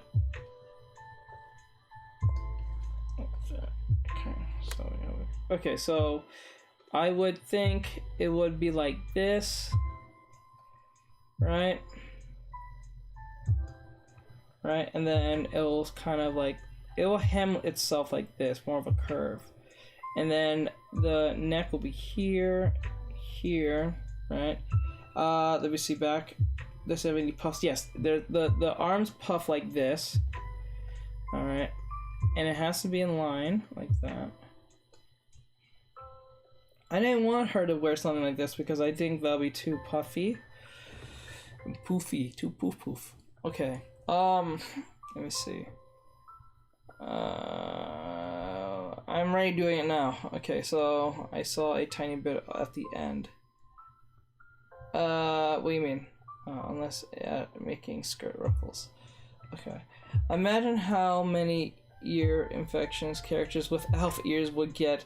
Them things are dirt collectors. Oh god. Or will it be up on YouTube? What, this? Yes, this is on YouTube, Twitch, and you guys can always access it on Twitch or YouTube. You know what? You're not wrong. I did an anime drawing class today. How was it? One drawing a day keeps the art blocks away. Yes, it does. All right, so we're putting in the ruffles, and if I have to refer back to this, it's pretty loose. So I think it would be more like somewhere around, I don't think it will pass the arm too much. I have to make sense of it in the gravity of things. So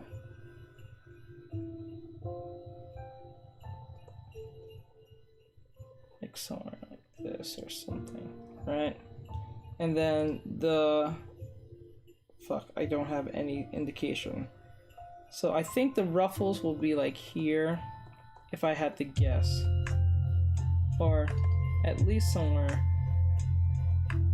like this.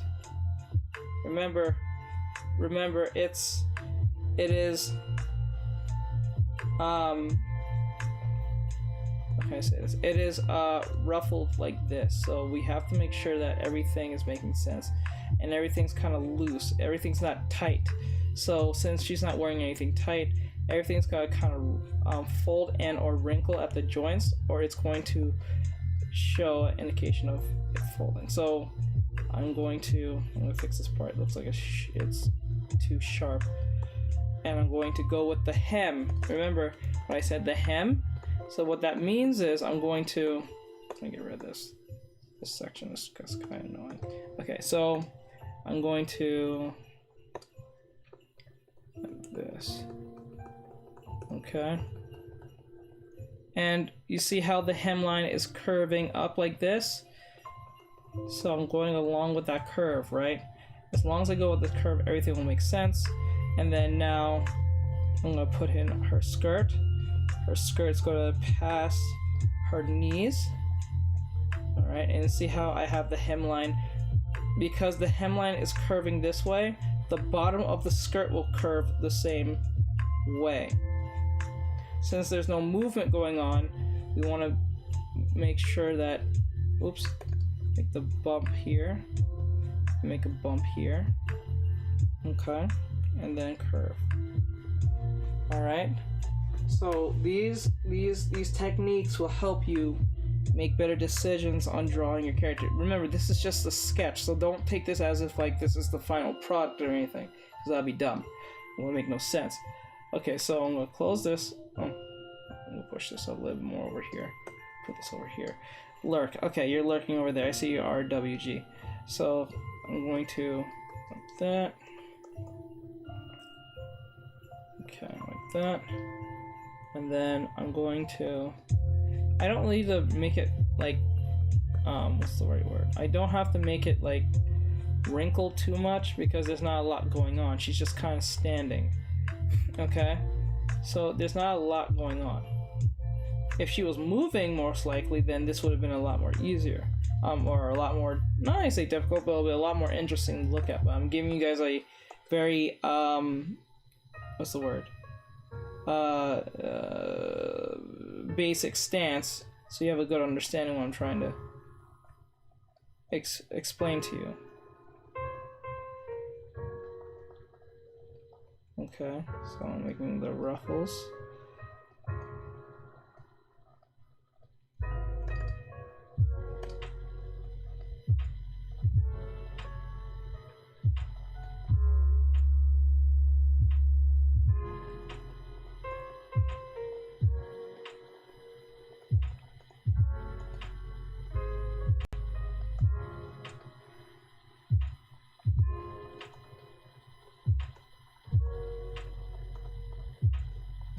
Okay.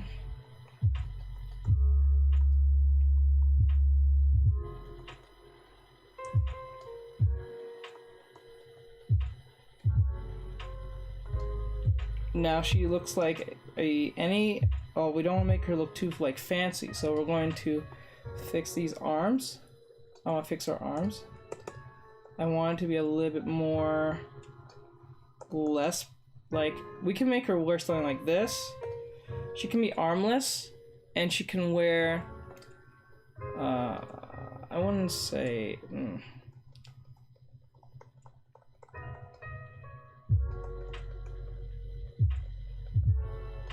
like that. It's possible she can wear something like this.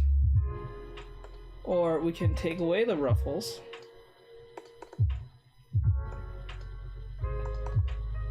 And let the ruffles here stay. She can wear a basic suit, outfit. Okay.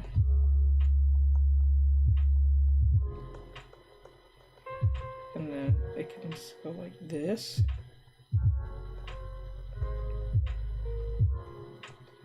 Okay.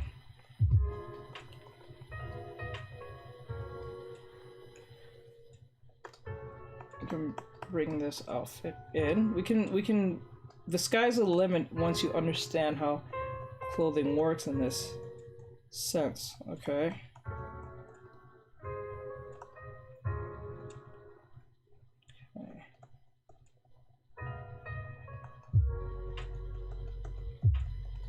And I think the problem with most cases like this that students tend to focus way too much on where the wrinkles are than the bumps outside, and those bumps can actually make it more realistic than the wrinkles themselves. Right? So she can wear this outfit. Right, and then what we can do is have her wear, I'm just using an example, like that.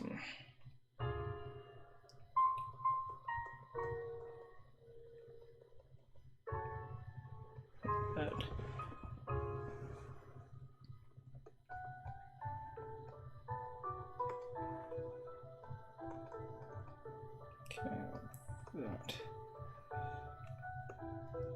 Okay.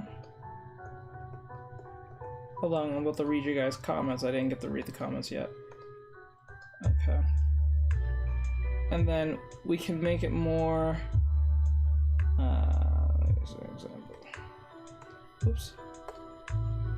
Oops. Wrong place. And put a skirt. Change the skirt like this.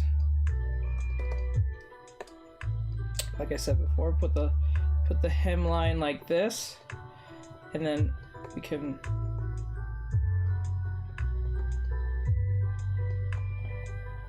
I don't want to pass that line, so what I'm going to do is, and then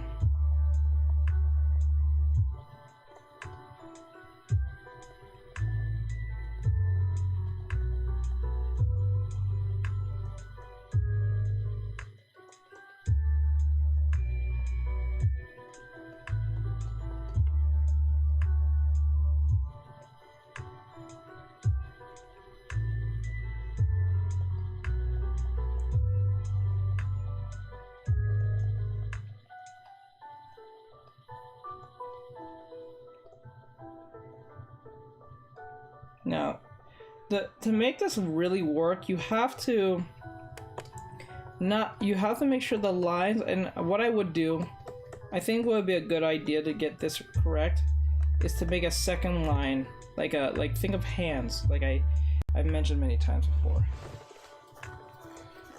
Okay, let me go back to what you guys are saying so I don't miss anything. So, okay, do you find digital art easier than... No, actually, I think I find digital art a bit harder, because remember, digital art, what digital art does, it tries to mimic the real thing. If it was up to me, I think I would just go with the real thing. And I know that sounds kind of contradictory. It contradicts what I'm doing, because if I find that more easier, why am I doing this? Several reasons. One, I don't think traditional is going out the window, but it's not. Everything's going digital nowadays, so it just makes more sense to learn how to transition. Because if you don't learn how to transition and just be ignorant, not ignorant, but be stubborn to the fact of change, then you're going to have a hard time adjusting when they're not doing traditional art like that anymore. Not saying it may go away completely, but it's not as in much demand as it is now, because everything's pretty much digital, and that's just the way of the future. And it kind of sucks, and I understand, because I prefer hand drawing than anything else, but I'm just being truthful and honest with myself. That's why. Because if that was the case, I'll be teaching traditional in that sense. Now let me delete this. Delete the line that I made. I don't make sense of that. Deleting the line. Now everything kind of feels more balanced because I made that hemline. That hemline made it much easier for me to make a more convincing skirt in that sense.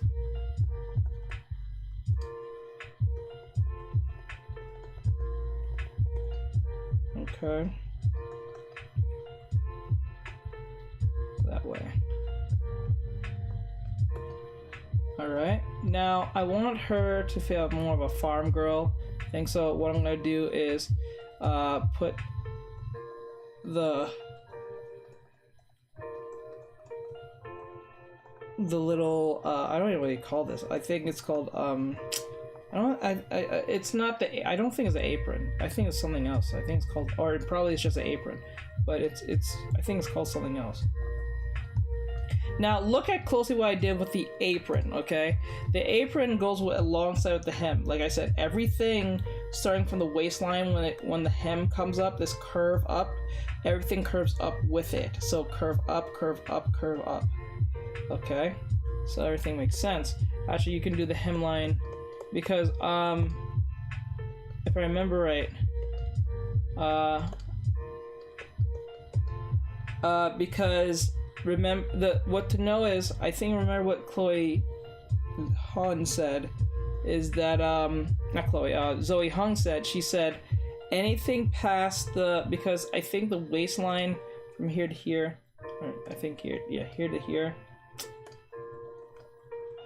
here is basically the eye level. Anything below this curves down.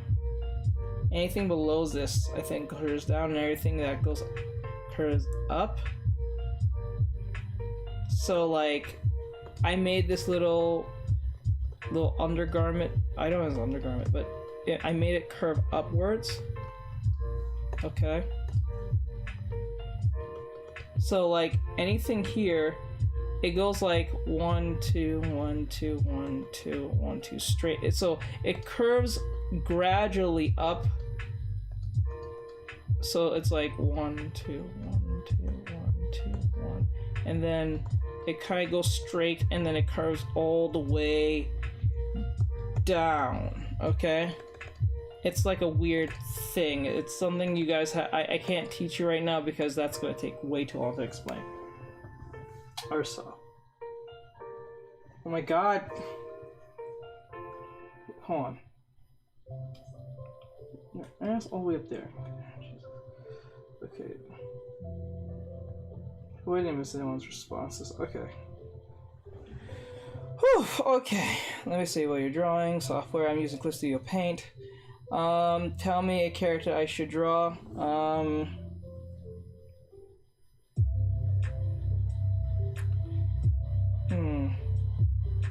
Black Star from Soul Eater. Easier in the fact that you can fix your mistakes. Okay.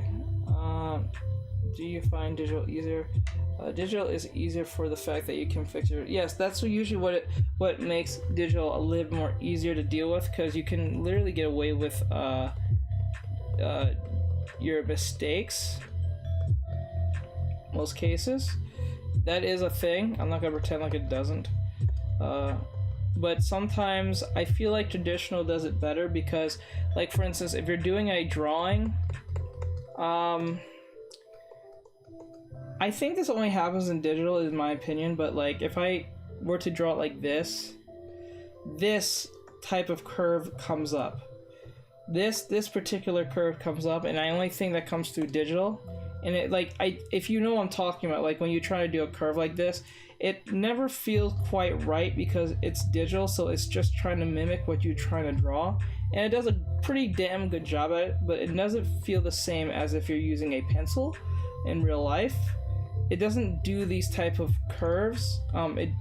Even though I'm drawing it and I'm making the curve, something about the curve itself feels synthetic. It doesn't feel right. That's something that really, you might know what I'm talking about. That's just a thing you have to learn, or something you feel when you're doing digital art. I can't explain to someone who doesn't. You may not know what I'm talking about if you've never used digital art before, or use a digital art program, but you might have an understand what I'm trying to get at if you get what I'm saying here. Okay. So let me erase this part. I always feel like the drawings always feel kind of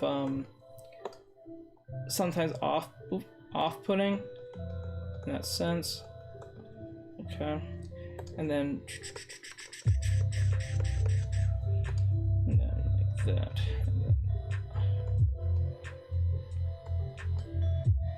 Okay, like that. All right, I think I made the breast a little bit too big, but I'm gonna just roll it for right now. Paper. Tell me a character I should draw. That's okay. So SOS. I left.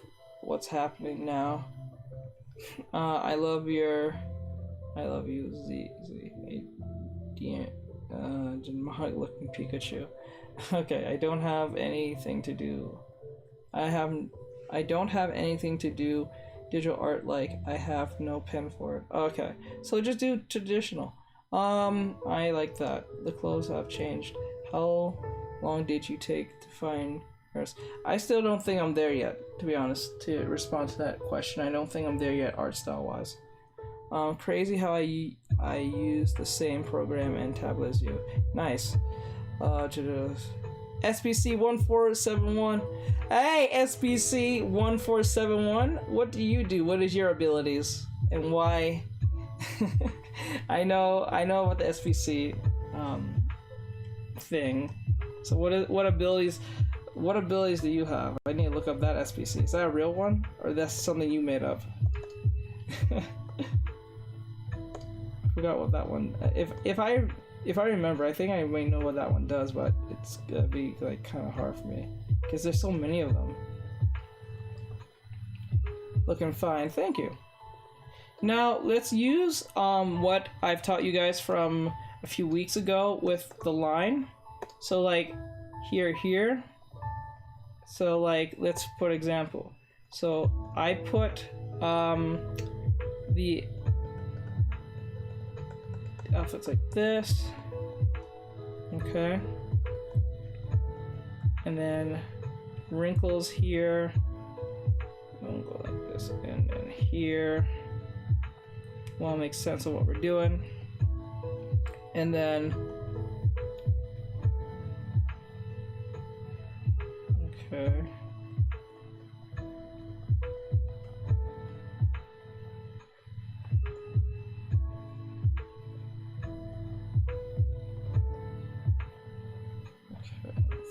And then I think if I remember right, it goes like this.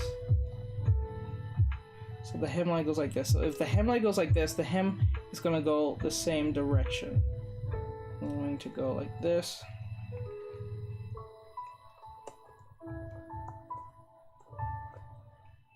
Okay, don't worry about its accuracy right now or it looking the same. We're not worried about that right now. We're just worried about getting the idea out. It looks convincing enough too. Now I'm gonna make her wear like a skirt, like a okay, like that, and then like that, and then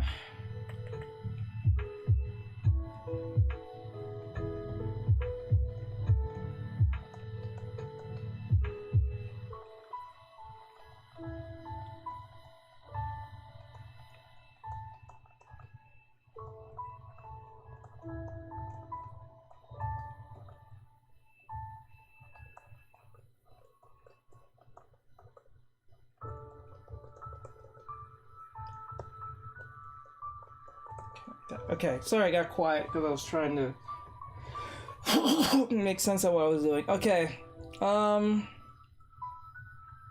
first.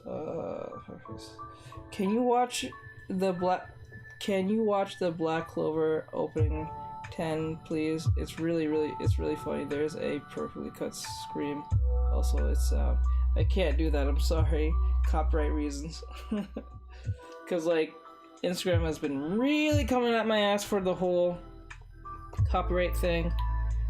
So far they haven't gotten mad at me for having copyrighted music playing Christmas songs. I don't think they're copyrighted like that. I think they're copyrighted, but I don't think they're copyrighted like that to the point that they're going to stop me making money doing this.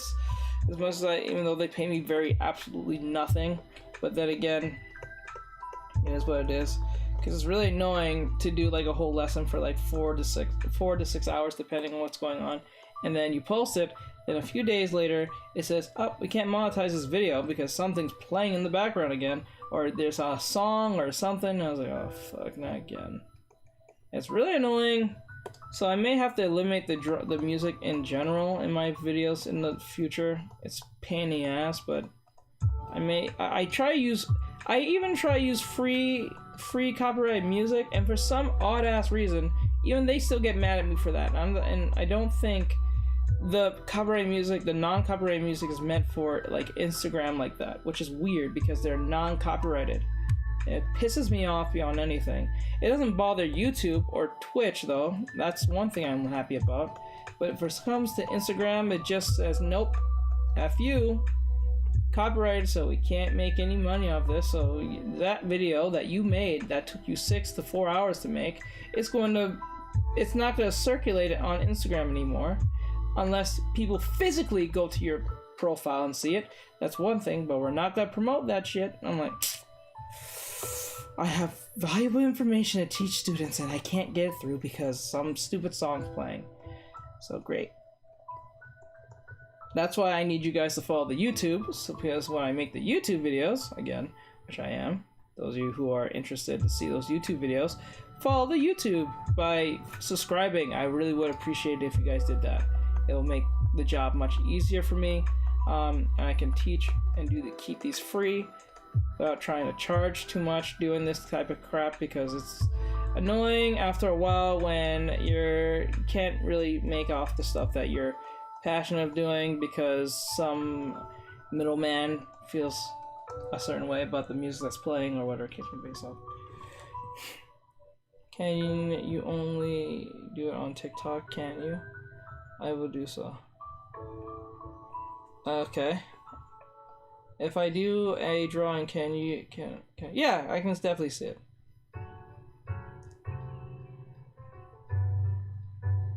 Okay, let me see. So as far as I see it, I'm trying to keep everything in the same length. Now, the pants, the bottom of the hem here needs to be fixed. So we need to make sure that it's like this. So to keep this like this, we gotta go like this, this, this, this, this. So that means shoot. I never like doing this part because it always feels kind of awkward and flat when doing this particular part.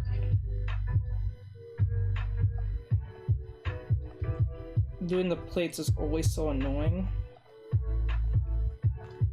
It never feels quite right when I do it.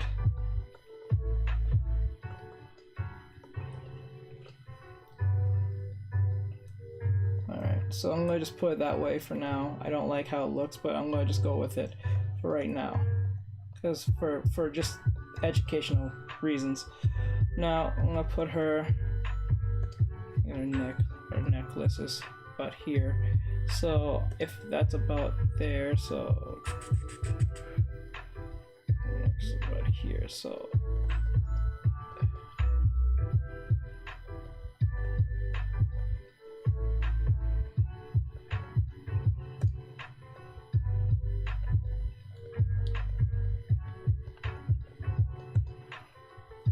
okay, there we go. So that's pretty well. I don't think. Wait, the breasts are not on par with each other. This has to be on par with each other. Okay, there we go. I think that's about right. Okay, so we have in her dress, and I think that we could do a little bit more with this than what we have now. So there's something that doesn't feel, I don't want to say not right, but something's missing. I think she needs a little bit more flair to the outfit. So if I had to guess, I think it would be, well, if I draw like this, she's gonna look like a maid, and I don't want that. If I do it this way in this particular order, she's gonna look like a maid, and I don't want that.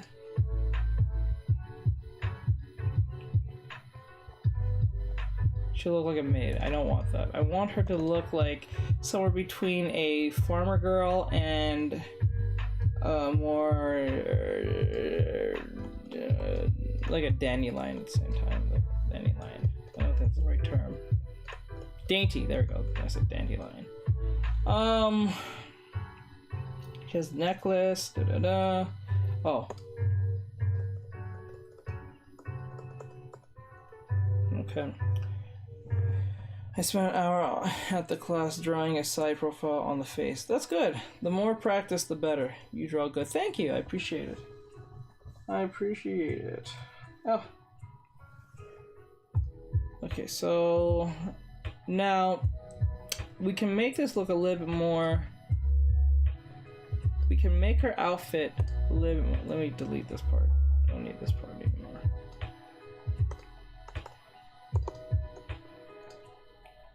Okay.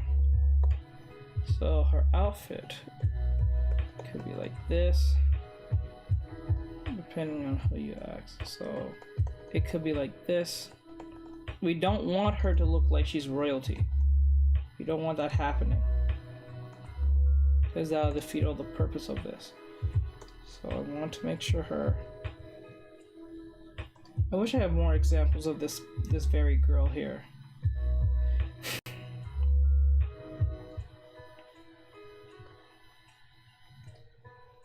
Okay, we can go with this. So like, but we don't want her to be a maid, because that'll just defeat the purpose of this.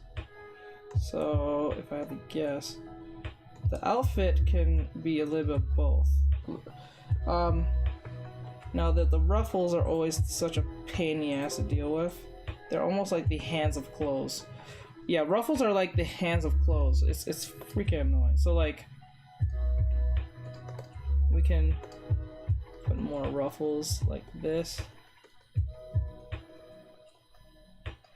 and then have, oops, that looks kind of ridiculous. Look like duck bills.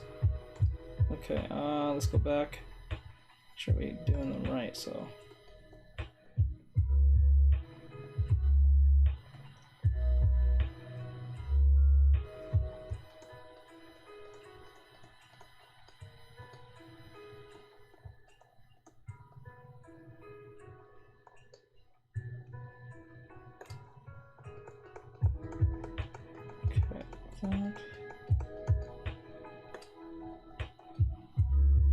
I never like doing this part because it always looks so flat to me, but I'm gonna just go with it for now.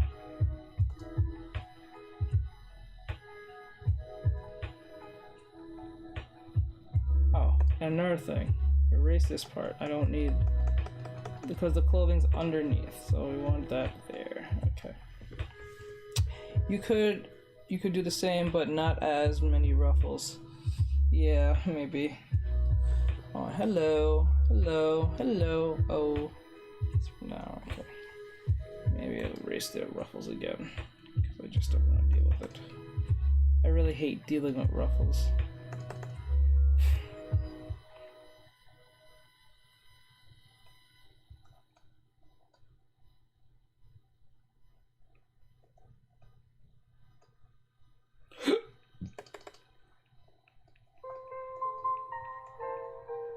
Okay.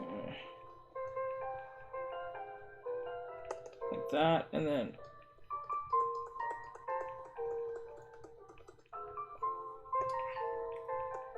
I would always say to students, don't use anime as a reference too much.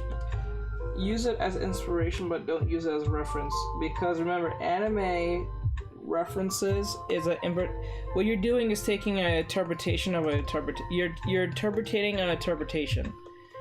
That's the problem, why you should look at like real people, because if you look at real people, I'm not saying not to draw anime, I'm not saying to discourage you from drawing your anime, you don't have to even abandon it, just be cognizant of what you're looking at, that's it, and then you could just put your anime aesthetic on top of it.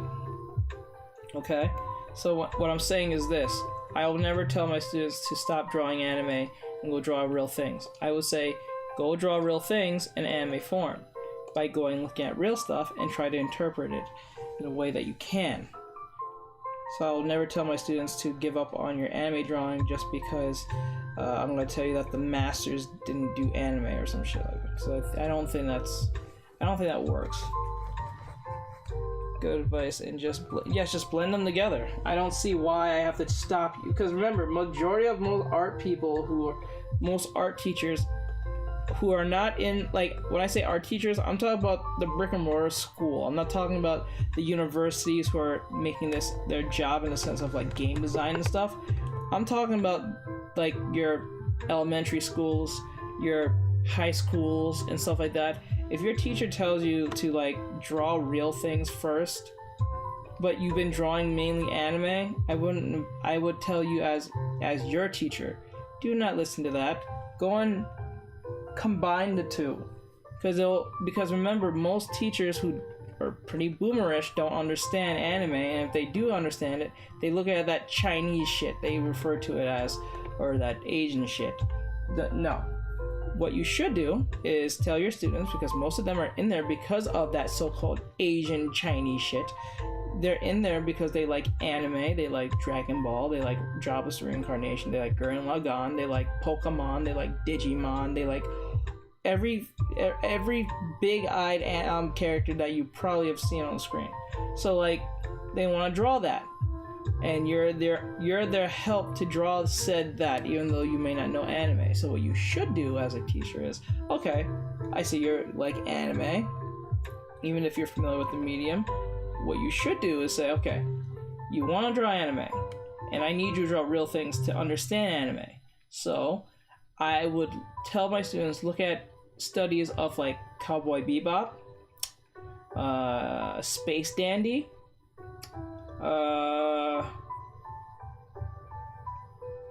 Kubo from Bleach.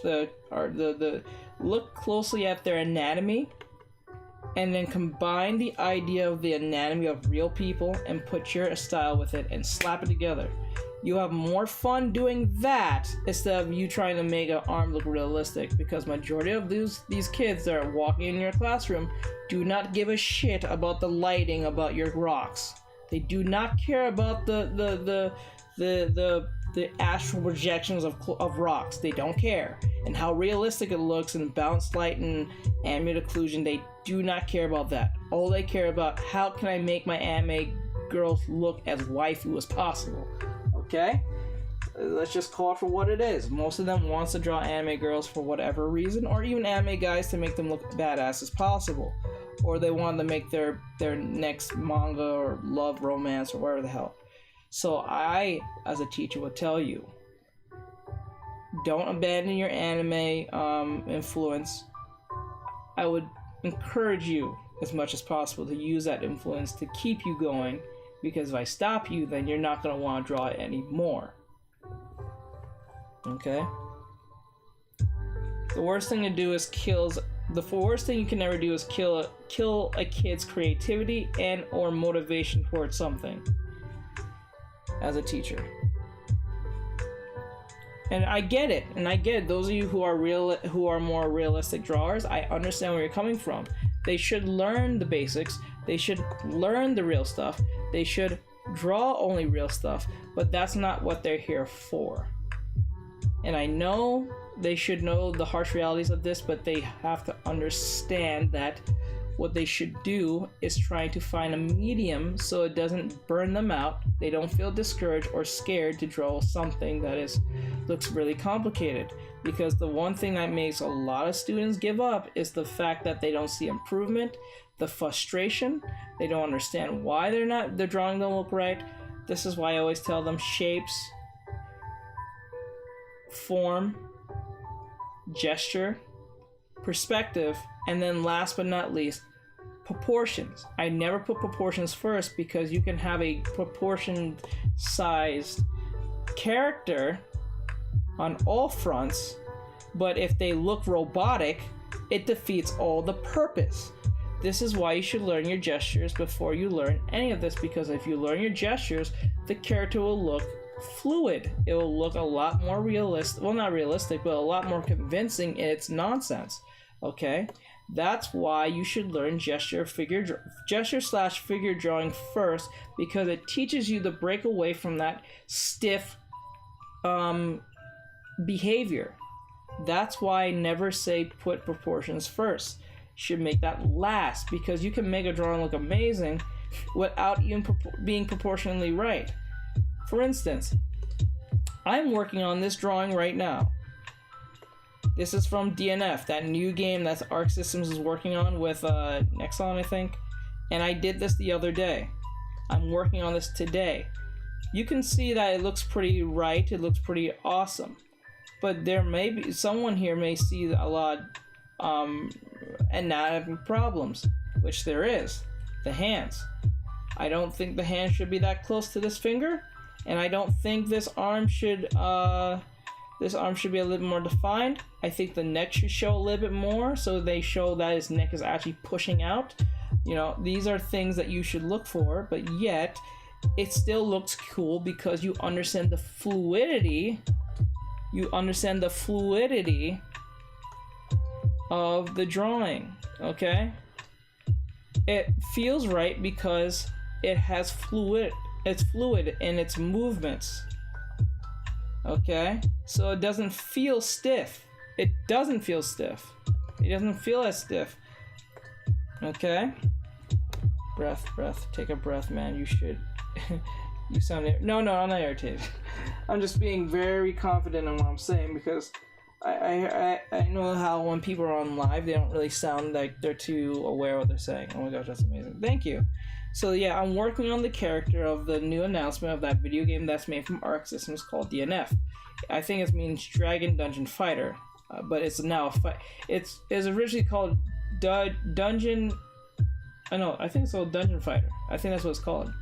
And there's a mobile game of this. I think that came out first, but now Arc Systems is working with them to make a new game. And it's a fighting game, and these are one of the characters. Probably this is one of the prominent characters in the series, but this is one of the characters that was showcased in the trailer that came out a few days ago. So I thought he looked badass, in my opinion, so I wanted to give it a try to draw him, and it came out pretty awesome. I actually do like it. I even like how it is now. I feel like I should just send it off like this. I do, but then again, you don't want to fall in love with your drawing. Because if you fall in love with your drawing, you're not gonna get your full potential out of the drawing itself. So this is why I say to students, because remember, the anatomy looks quite right, and it's right in certain areas, but it's also wrong, because remember, I put my own flair on the stomach where the muscles is of the abdomen, and it looks more box-like, but that was on purpose to give it more of a stylized look. But if I were to draw this again, I would not make it look like this. I would make it more look like abs, like more soft-fitted in that sense. The ripples on the side, they look pretty right, but yet I think they could be a little bit more defined. The neck needs to pop out more so we can see that neck. The hands are too close to the fingers. You see, but this is why I'm saying you don't have to be anatomically correct for it to look awesome. This is why I say to my students, do not worry about proportions yet. Make that your final thing. When you get to your final stage of the proportions, go hard at it, because once you understand the fluidity of stuff and all that thing, and then you start doing everything in proportion wise, it's gonna look badass as possible. Okay, so that's why I say, because remember, shapes is shapes, form is 3D. Like, these are what the shroud in. Shapes is just 2D shapes, form is 3D shapes, gesture is fluid. Gesture and figure drawing is fluidity of movement, concept of movement. Perspective is where you're looking at said subject from whatever angle, and last but not least, proportions ultimately leans into the idea of detail and correctness. That's it. So when people say, are you proportioned, they're actually asking how detailed and how accurate are you, other than just saying, oh, the arm is in the arm in line with this. Yes, they could be in line, but does it still look like an arm? Did you draw the arm correctly in the way of how it's shaped? It doesn't look like an actual circle like this, but because you're not paying attention to the circle, you're paying attention to the whole subject, it looks like an arm. Okay? advice I meant. Oh my gosh, this is amazing. Okay, your advice is very sound. Thank you. I appreciate it. Okay, so I think I hit home with that. I think I kicked the dead horse enough with that. So now we have her looking more like somewhere between a gardener or like a mom, somewhere in between that. And we want her to look like more of a girl who's out in the farm.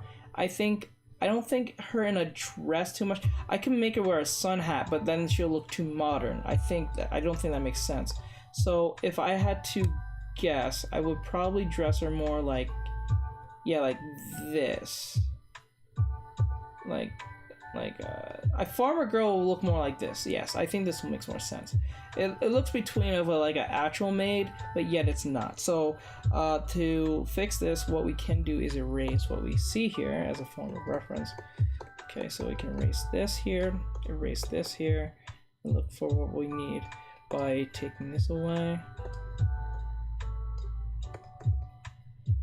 Okay.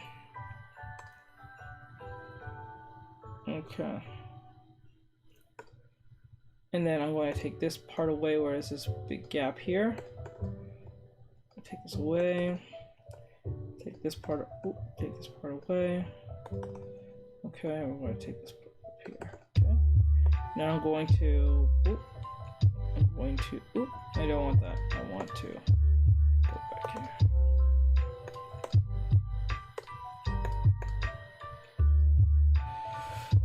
Okay, so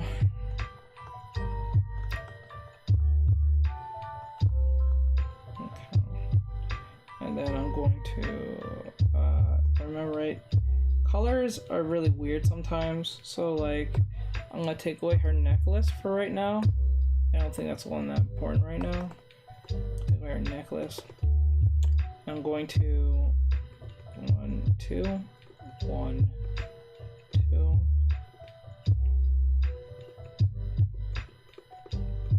Okay.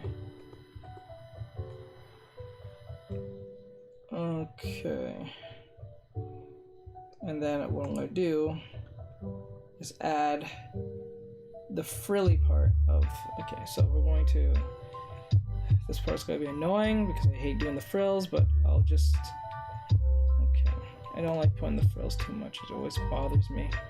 I always feel like they look too weird all the time. Okay, I'll just put that here for now.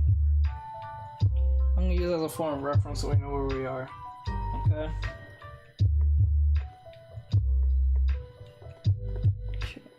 Oh, wait, what am I doing? That was stupid. Go back. Okay.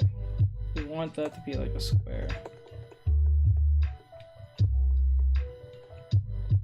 Okay.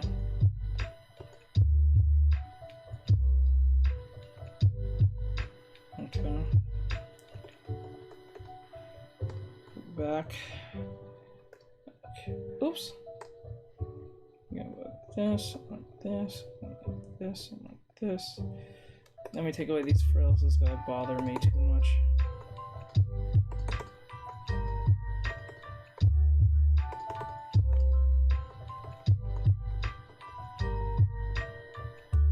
Okay.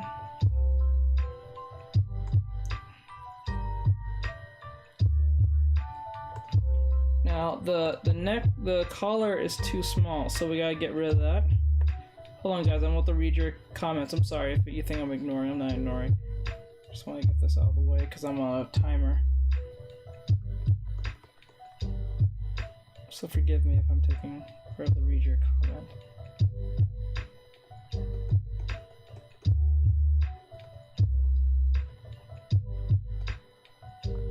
Okay.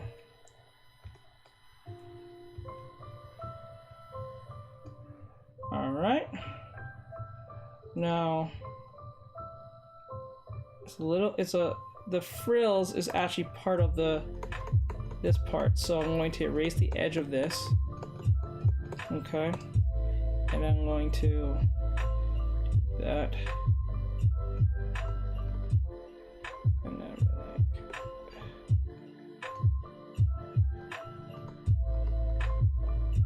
okay, and then we're going to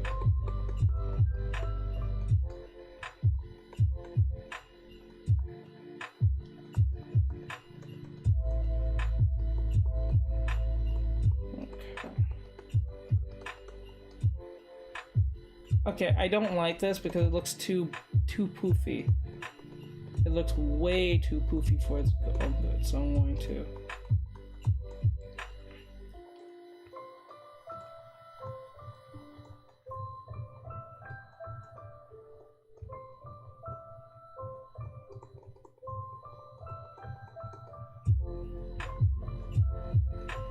Okay. If we give you advice and you use it in your drawing, does that mean we get a percentage? Gotcha. Wow. Okay, so I'm gonna fix a little bit of this outfit because I feel like it's a little bit weirded out in a sense like this. Okay. Alright, and then I'm going to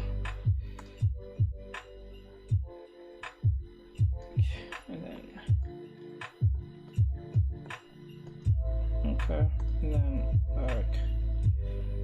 Now this part here needs to be fixed.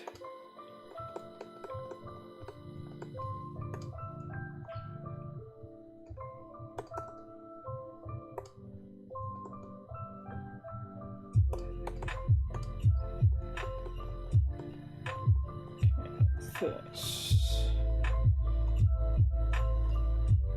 Okay. This is like a. How can I explain this? This is like a wrap, like a giant wrap. I'm gonna erase that. I'm gonna try to fix it a little bit, make it a little more pleasant to look at. So I'm going to erase this, and then I'm going to.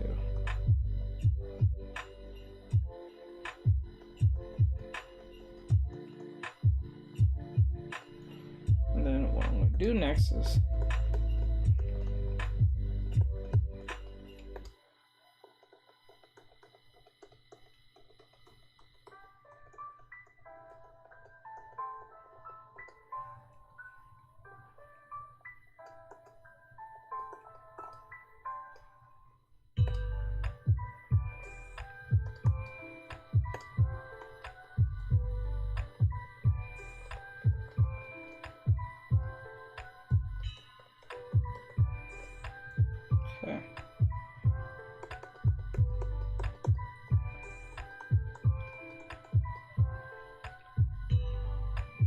I'm not even gonna do that. I'm not even gonna do that. I'm going to.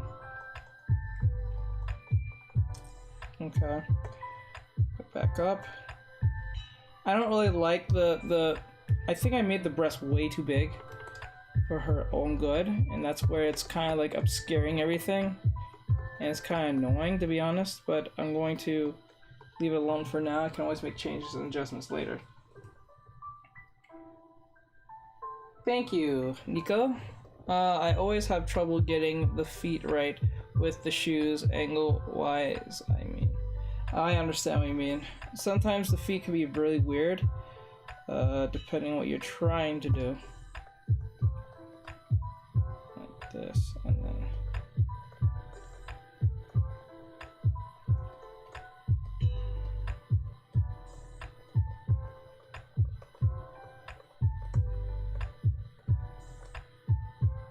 I'm not even bothering with that right now, but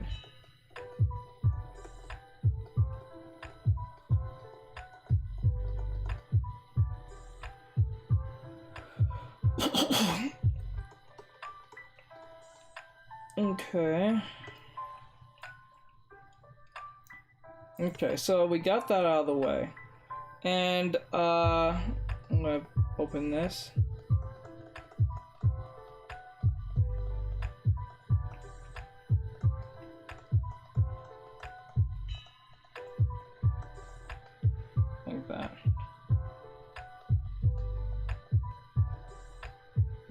I didn't want her to look like a maid, which she does, I'm not gonna lie to you.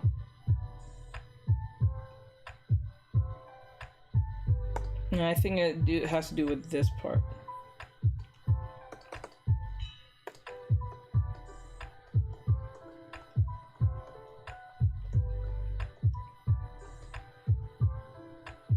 Okay.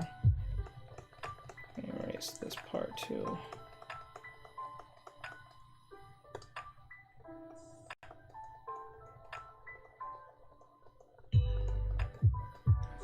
Okay. So that's pretty much it there. Now, if it was up to me, I would have gave her like work pants, like she works in the farm, in the fields, or whatever case may be. It's cool, man. No problemo. I always have trouble getting it. Alright, so very nice. Okay, so I make sure I read everyone's stuff. So, and she will be wearing boots. I think boots also gives it away. And then, because I didn't make exactly the same drawing as I was supposed to, like it was supposed to didn't even look like this. It was supposed to be gone like this. And be like the same thing, like she has it, like this, and then it was supposed to be like something like that, but I decided not to do that. I still think that the skirt looks a little bit too weird, in my opinion.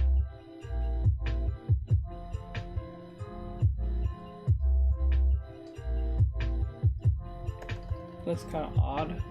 I think it's stretched out a little bit. I think it should have been a little bit more, you know. But we'll leave it be for now. So pretty much, I think. Let me see.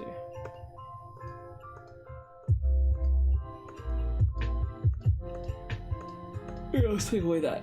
We don't need a giant line there. Now.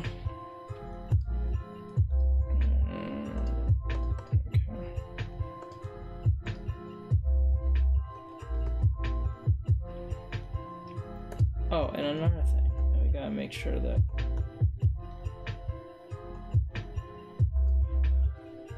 and then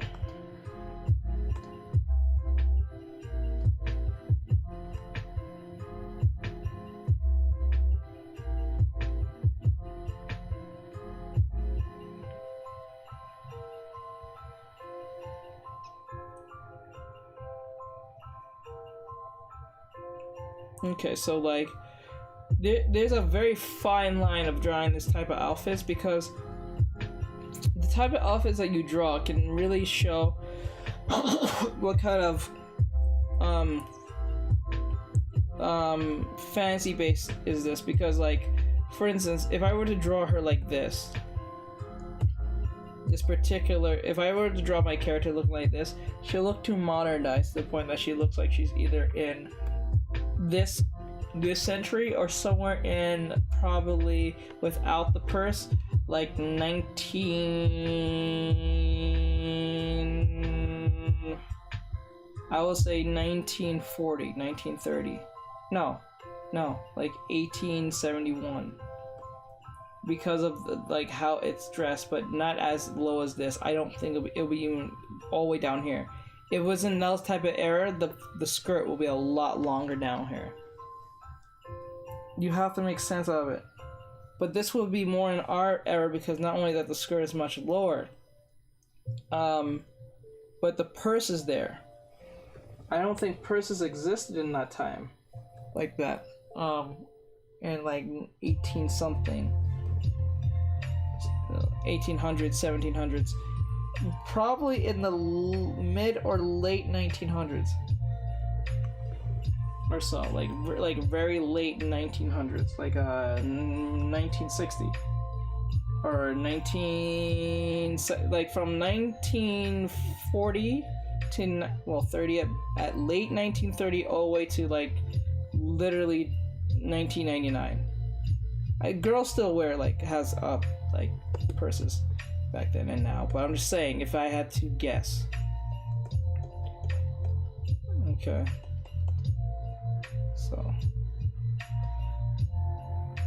and remember, this drawing looks really plain because of the way I drew her, and it looks kind of boring because I think it's commonly because of the breasts, and it's really frustrating because it looks kind of weird in the way I drew it. So that also plays a part. Hi. Okay, so I have an hour left, guys. So I have about an hour, then I'm gonna be getting off soon. I might stop in 30 minutes because I wanna, since it's like the holidays and stuff, like this is holiday week, I wanna call it kind of early, because I would stop at 7, I usually start at 3 to 7 on Saturdays, but on Thursdays and on Tuesdays, the weekdays, it'll be 6 to 10 on both days. But I called it early last time, so I'm gonna call it early 30 minutes later. So at 6:30 I'll stop. No, she's looking cute already. Aw, thank you.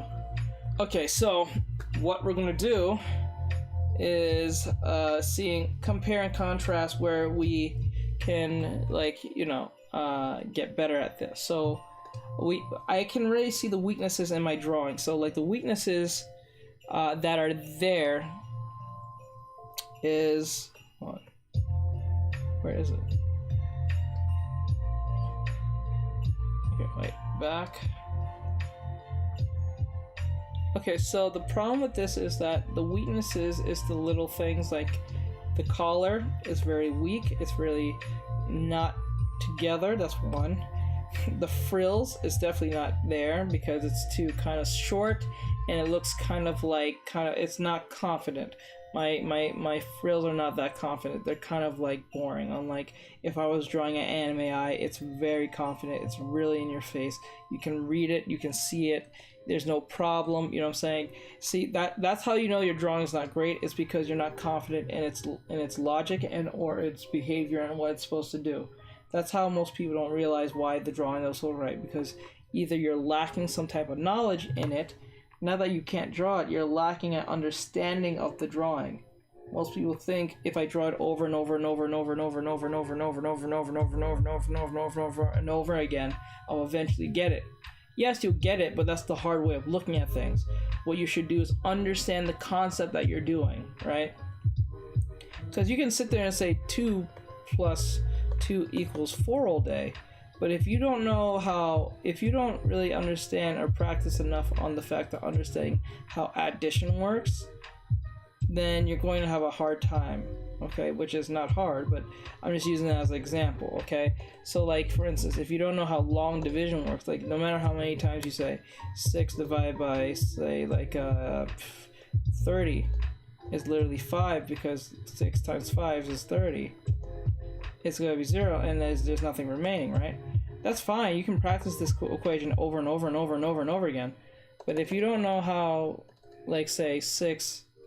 let's say 37, right? 6 and go into 37 6 times because it's 36. But if you don't know how to, 1 and then 1 remainder, if I remember right, that's 6. If you were to make this into a fraction, I think that'll be, if I remember right, was it 37? Is it 37? I think it'll be like 37 6 over 1 or something. I think that's what it is. Or so. What time is it and where you're from? It is 6:05 from me. If you don't know how long divisions work into fractions work, you're going to have a hard time, okay? So that's, I think I did that right. That probably is wrong, but I think I did it right in making it into a improper fraction or so. Well, I don't think improper fraction. I think improper fractions is when it's like 40 and it's like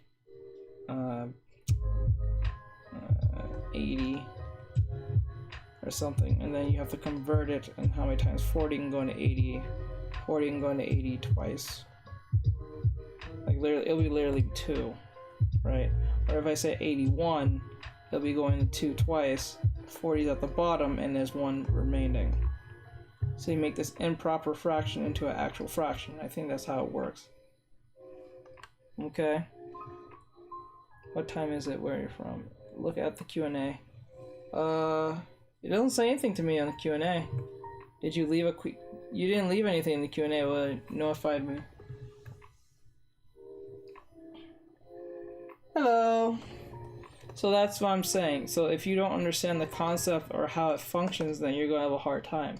So the best way to get good at this is to spot. I always do this. I always spot the things that bother, that I need fixing, like the collar, the frills, I think the hem, the frills here, frills and the hemming, right?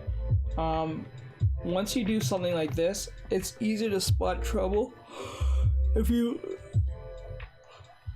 make this into a habit, you will make less mistakes.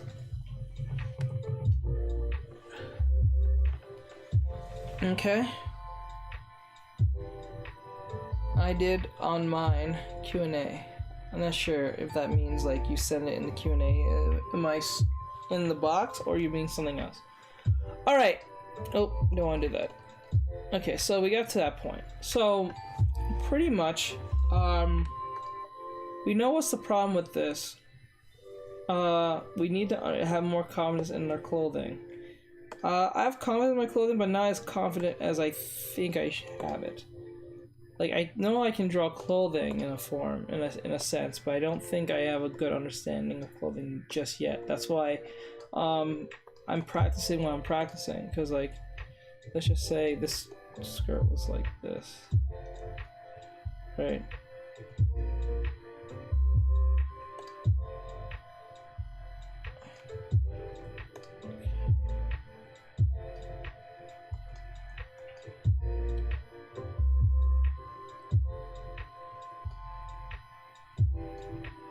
I honestly believe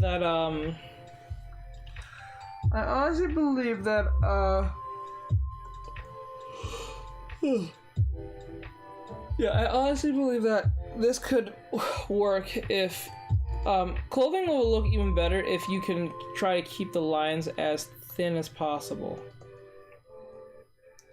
Do not thicken the lines if you don't have to. I think that'd be better. That sense. How do you draw? Like, I really have a really hard time drawing them. Well, drawing is not that hard because the female breast is a giant droplet. If you think about it, it's like a literal droplet. Like, think of water. The breast is like this. It's actually made like this. Well, if it's a more flattered chest woman, it's going to look like this. If it's a more big breast woman, it's going to look like this. Okay. That's how breast is. Breast is not a circle that's on top of a chest. It's not. It may seem that way based on how women put on clothing and try to give you the illusion that they're just so round and perky all day. The point of the breast is that let me use an example. Like, if I were to draw this sideways body right now.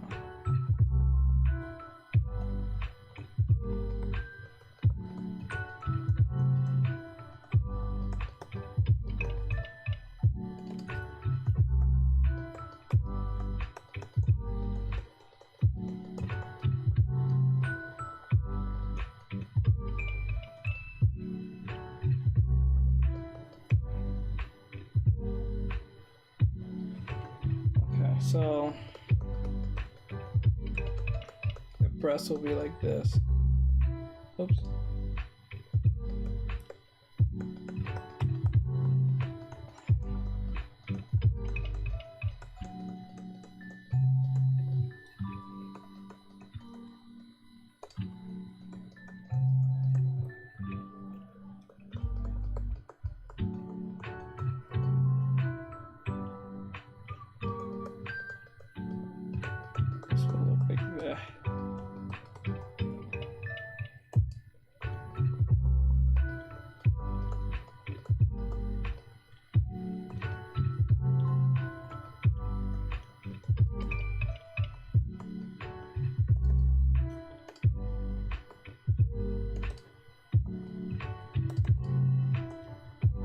Oh my god, I hate when this happens. I hate that. That's so annoying.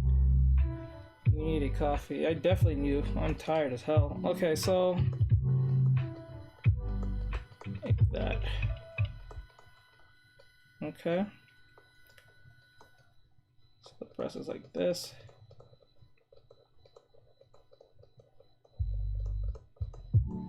You see how I drew the breasts? They're more droopy. They're down and then drooping downwards. They're drooping. breast droop. Okay, like example. Breast doesn't just sit like a circle on top of breast. They droop down. They always droop down. They always droop down. Okay. So, okay, let me see. Man, I'm so freaking out of it right now. So, let me grab. I want this copy. Back. Oh wait, no, not this one. I'm going to paste this.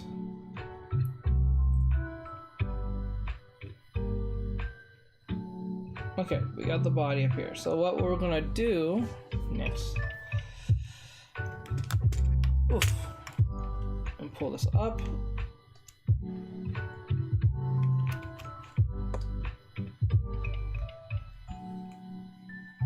Okay, that, and then pull up like that. Now what I'm gonna do,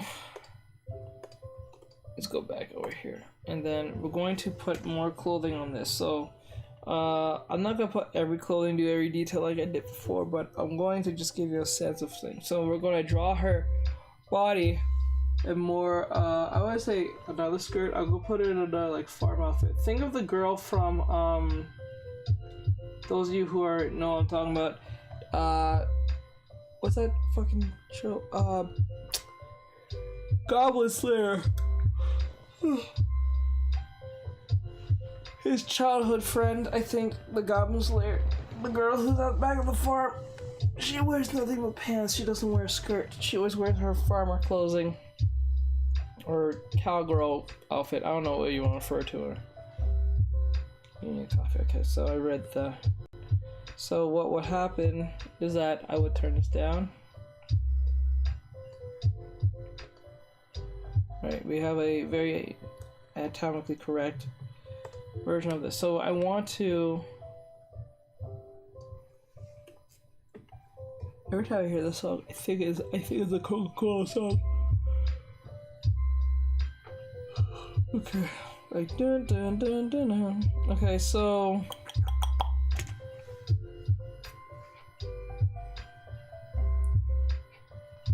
I may have to put in Demon Slayer childhood friend. Kind of scared to type that in.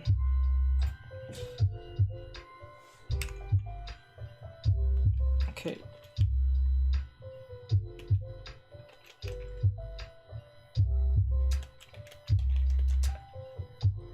Okay, yeah.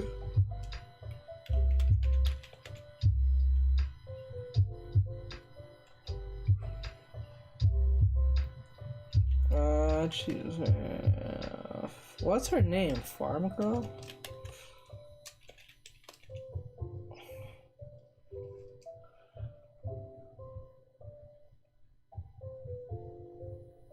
I'm not Demon Slayer. I said the wrong thing. I don't know if I said Demon Slayer. Goblin Slayer. Goblin Slayer.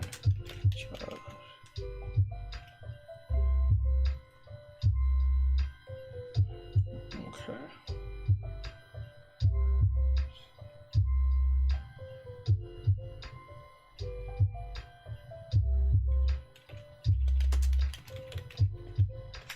Okay, childhood friend.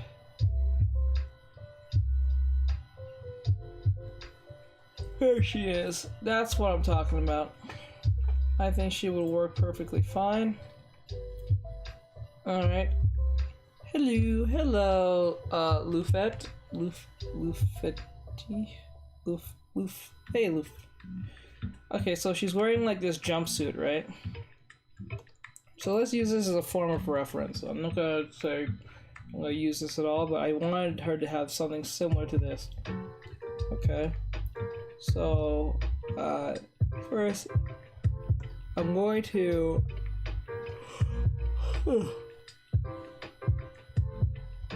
You should always. Okay, there's something you should always know. Draw the thing that's under first, and then you draw the thing over it. Okay? So, like, given the fact that this is a two-piece outfit with the overall shirt, pants, and then the overall clothing. So what I would do is okay.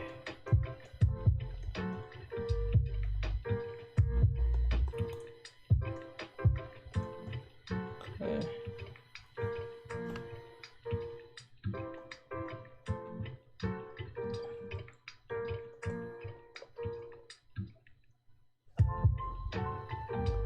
Okay.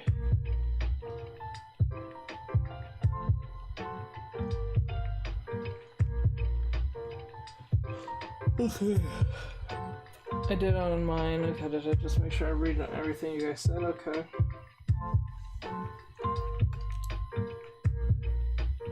Now, come on.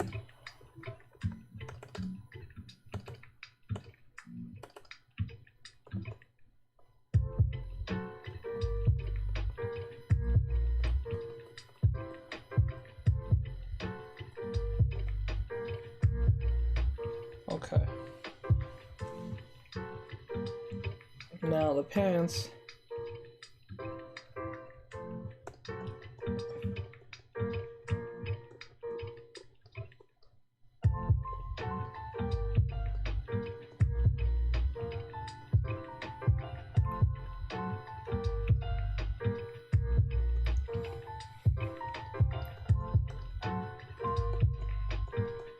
Okay.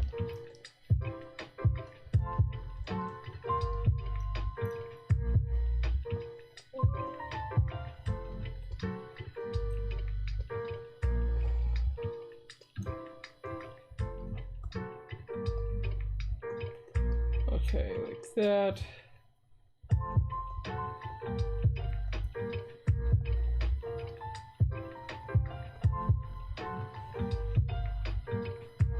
Okay.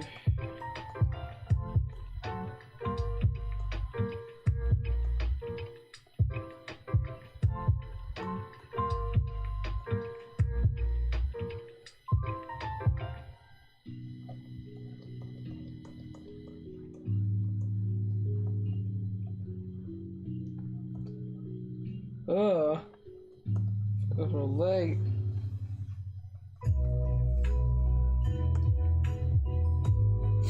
Okay, so like that.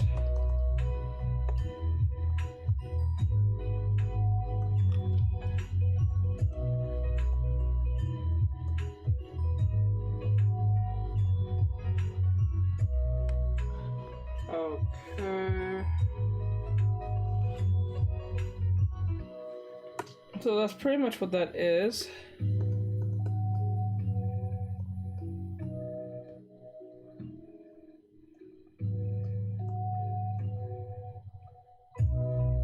Okay. Now the overalls kind of like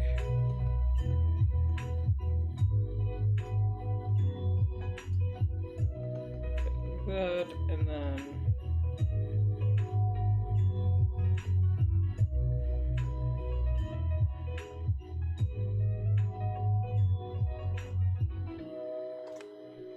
oh god, that was just oh, that was weird. Okay, like that, and then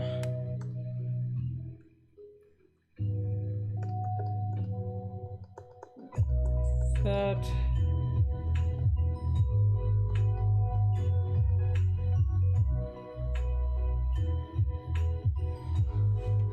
Okay.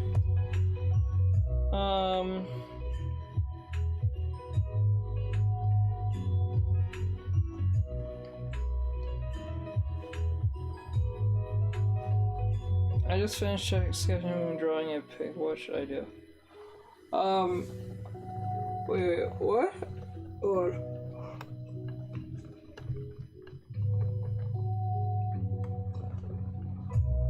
okay. I just finished sketching, drawing a pitch. What should I do? If you're done sketching, make a cleaner sketch of that sketch. So reschedule it, redraw it, but sketch it as clean as possible. And then when you feel totally confident, then go do line work. But most people do a sketch, after 2 sketches, and then 2 or 3 sketches, and then they do the final render.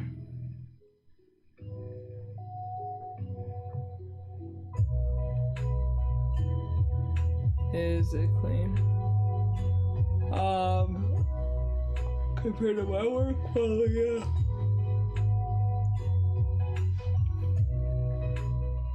Okay.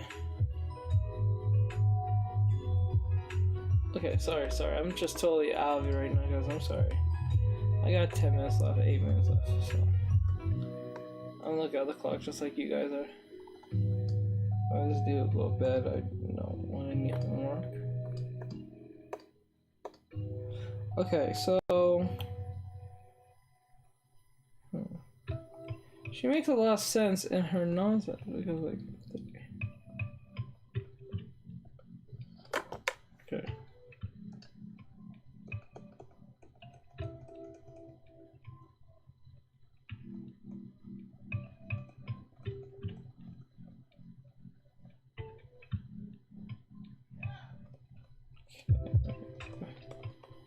Every time I hear this, I think I'm listening to McDonald's. I think it's do. Okay, can I show you when it's done? Yeah, you can show me now.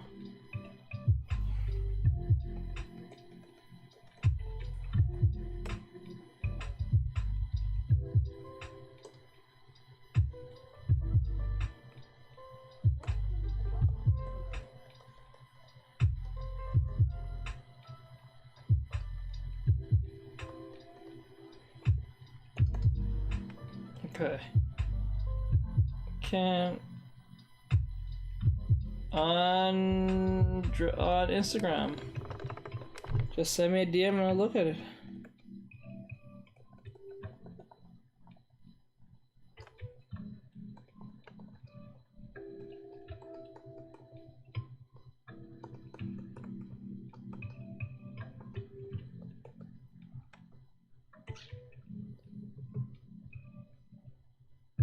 Oh yeah, and the combat boots are... Yeah. I'm not gonna worry about that. So what I'm gonna do...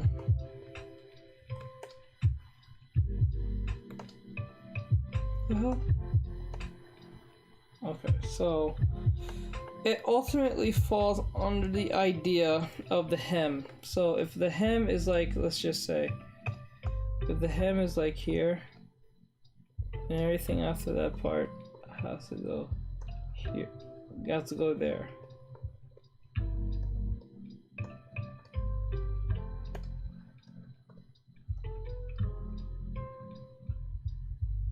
Yeah, that would really suck.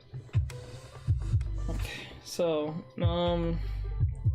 that ultimately can help you because it depends. Like, to get even better at drawing, you must understand the wrinkles of where the wrinkles are coming from. So the best way to know the wrinkles are coming from, which I learned from Zoe Hong, let's just say you draw the clothing, the clothing that's most closest to you will be the opposite version of what you're gonna get. So like if you're 6 foot and you get a movie ticket and you walk through, 9 times out of 10 you will have to sit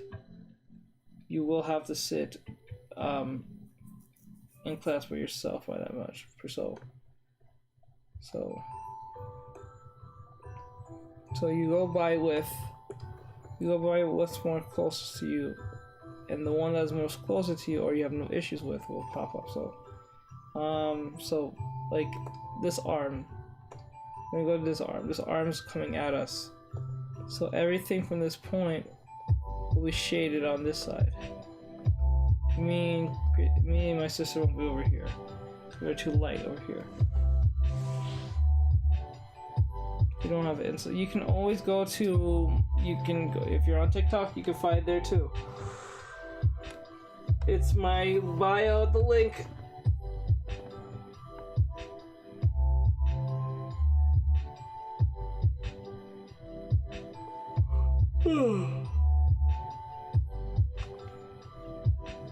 Okay.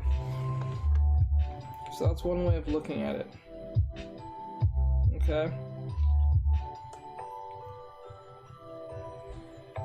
So just to let everyone know that we pretty much got to the end of this. Pretty much, I'm gonna do this again next week, and we're gonna talk about armor and weapons.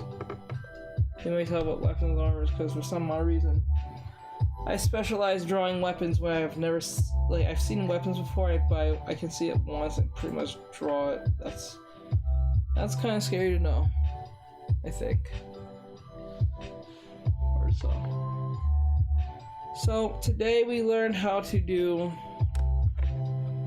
clothing. What we focused on was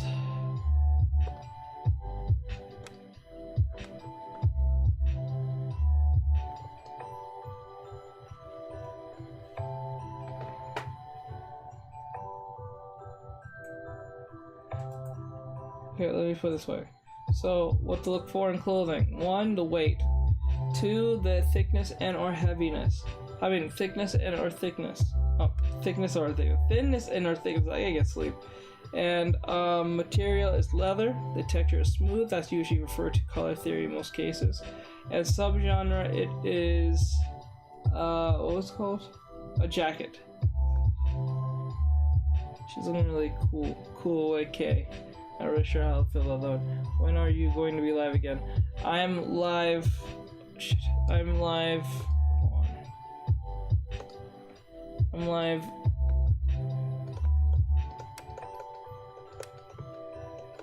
Oops.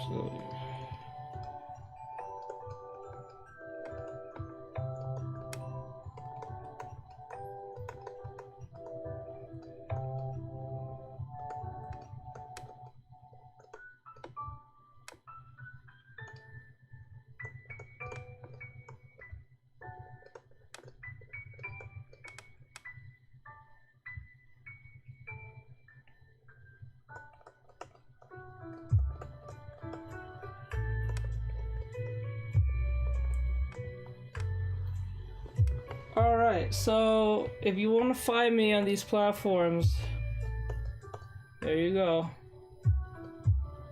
And when I'm open 6 to 10 Tuesday / Thursday. And then last but not least, YouTube.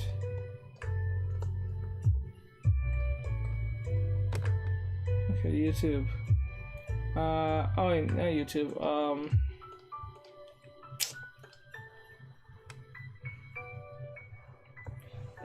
Oh shit, I did that wrong. I don't know what I was doing.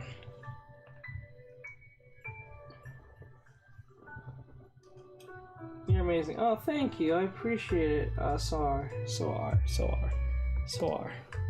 Okay,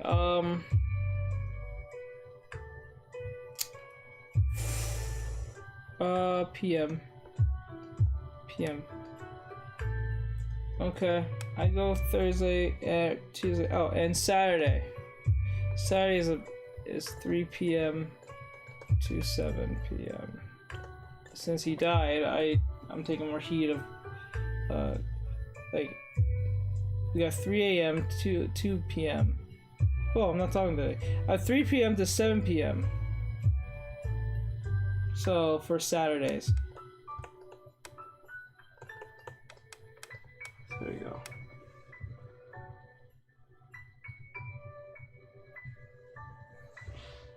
Okay, so 6 p.m., 10 p.m. from Tuesday to Thursday, 3 p.m., 7 p.m. on Saturdays or so. So you want to catch me there, that's what we do, because Tuesdays, I live in a different place, so I don't know. That's alright, it's alright. If you can't make it, you can't make it. Whatever you can, you can. So on Tuesdays, it'll be Teach Me Tuesdays. Thursdays is Fan Art Friday. Fan Art Thursdays. And then Saturdays is OCDS, means Original Character Design Saturdays or so. that could be taken like any other context, thinking it's some type of disease and or disability. Anyway, so yeah, that's pretty much it. So if you guys want to follow me there, please check out my stuff. If you have Instagram or you have YouTube or whatever the case may be, you can go to YouTube or you can go to Instagram or TikTok. I mean, Instagram and TikTok. If you go to those two, my link tree will be there. So you go to my bios, you click on the link or by the what do you call it, tree? The link tree, and then when you click it, it'll take you here. It'll ask you, are you sure you want to follow Instagram to follow this link? You press yes, and then it'll take you directly here. It'll give you Artexrtic Gumroad, where you can find my Gumroad Artexrtic website, where you want to find my websites: YouTube, TikTok, Instagram, Twitch, Trovo, and Redbubble. So that's pretty much it. If you want to support, I would suggest follow the YouTube guys. Please follow the YouTube. We want to get to 1,000. We're at 906 last I checked. So we need 100 more people, or less than that. We need 94 more people, and then we can finally get to 1,000, and I can get back making YouTube videos again for you guys for YouTube. And I'll be redoing some videos over again to make them more short and more fun to watch. So I hope that would be something you guys would enjoy and all that great stuff. So with that said, have a great night, everyone. I hope you guys enjoyed your weekend and all that great stuff. We learned a lot today. I think I gave enough material and understanding of what I was looking for. I want to do a little more clothing next time, so next week we're going to focus on armor and or weapons. If not, probably more clothing, perhaps. We'll see. But with that said, have a great night, everyone. I'm going to call it early tonight because it's the holiday week. And so you may have to do some, I don't know, Black Friday deal / shopping, or it case would be. So I'm going to let you guys go early. Go enjoy your day and all that great stuff. So with that said, I'll see you guys in the next one. Bye-bye. I sound like Markiplier, I know. Okay, I'm out, guys.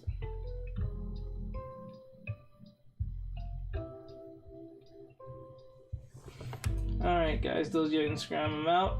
There, guys. I'm gonna pop out of here before you guys get kicked off, too. Alright.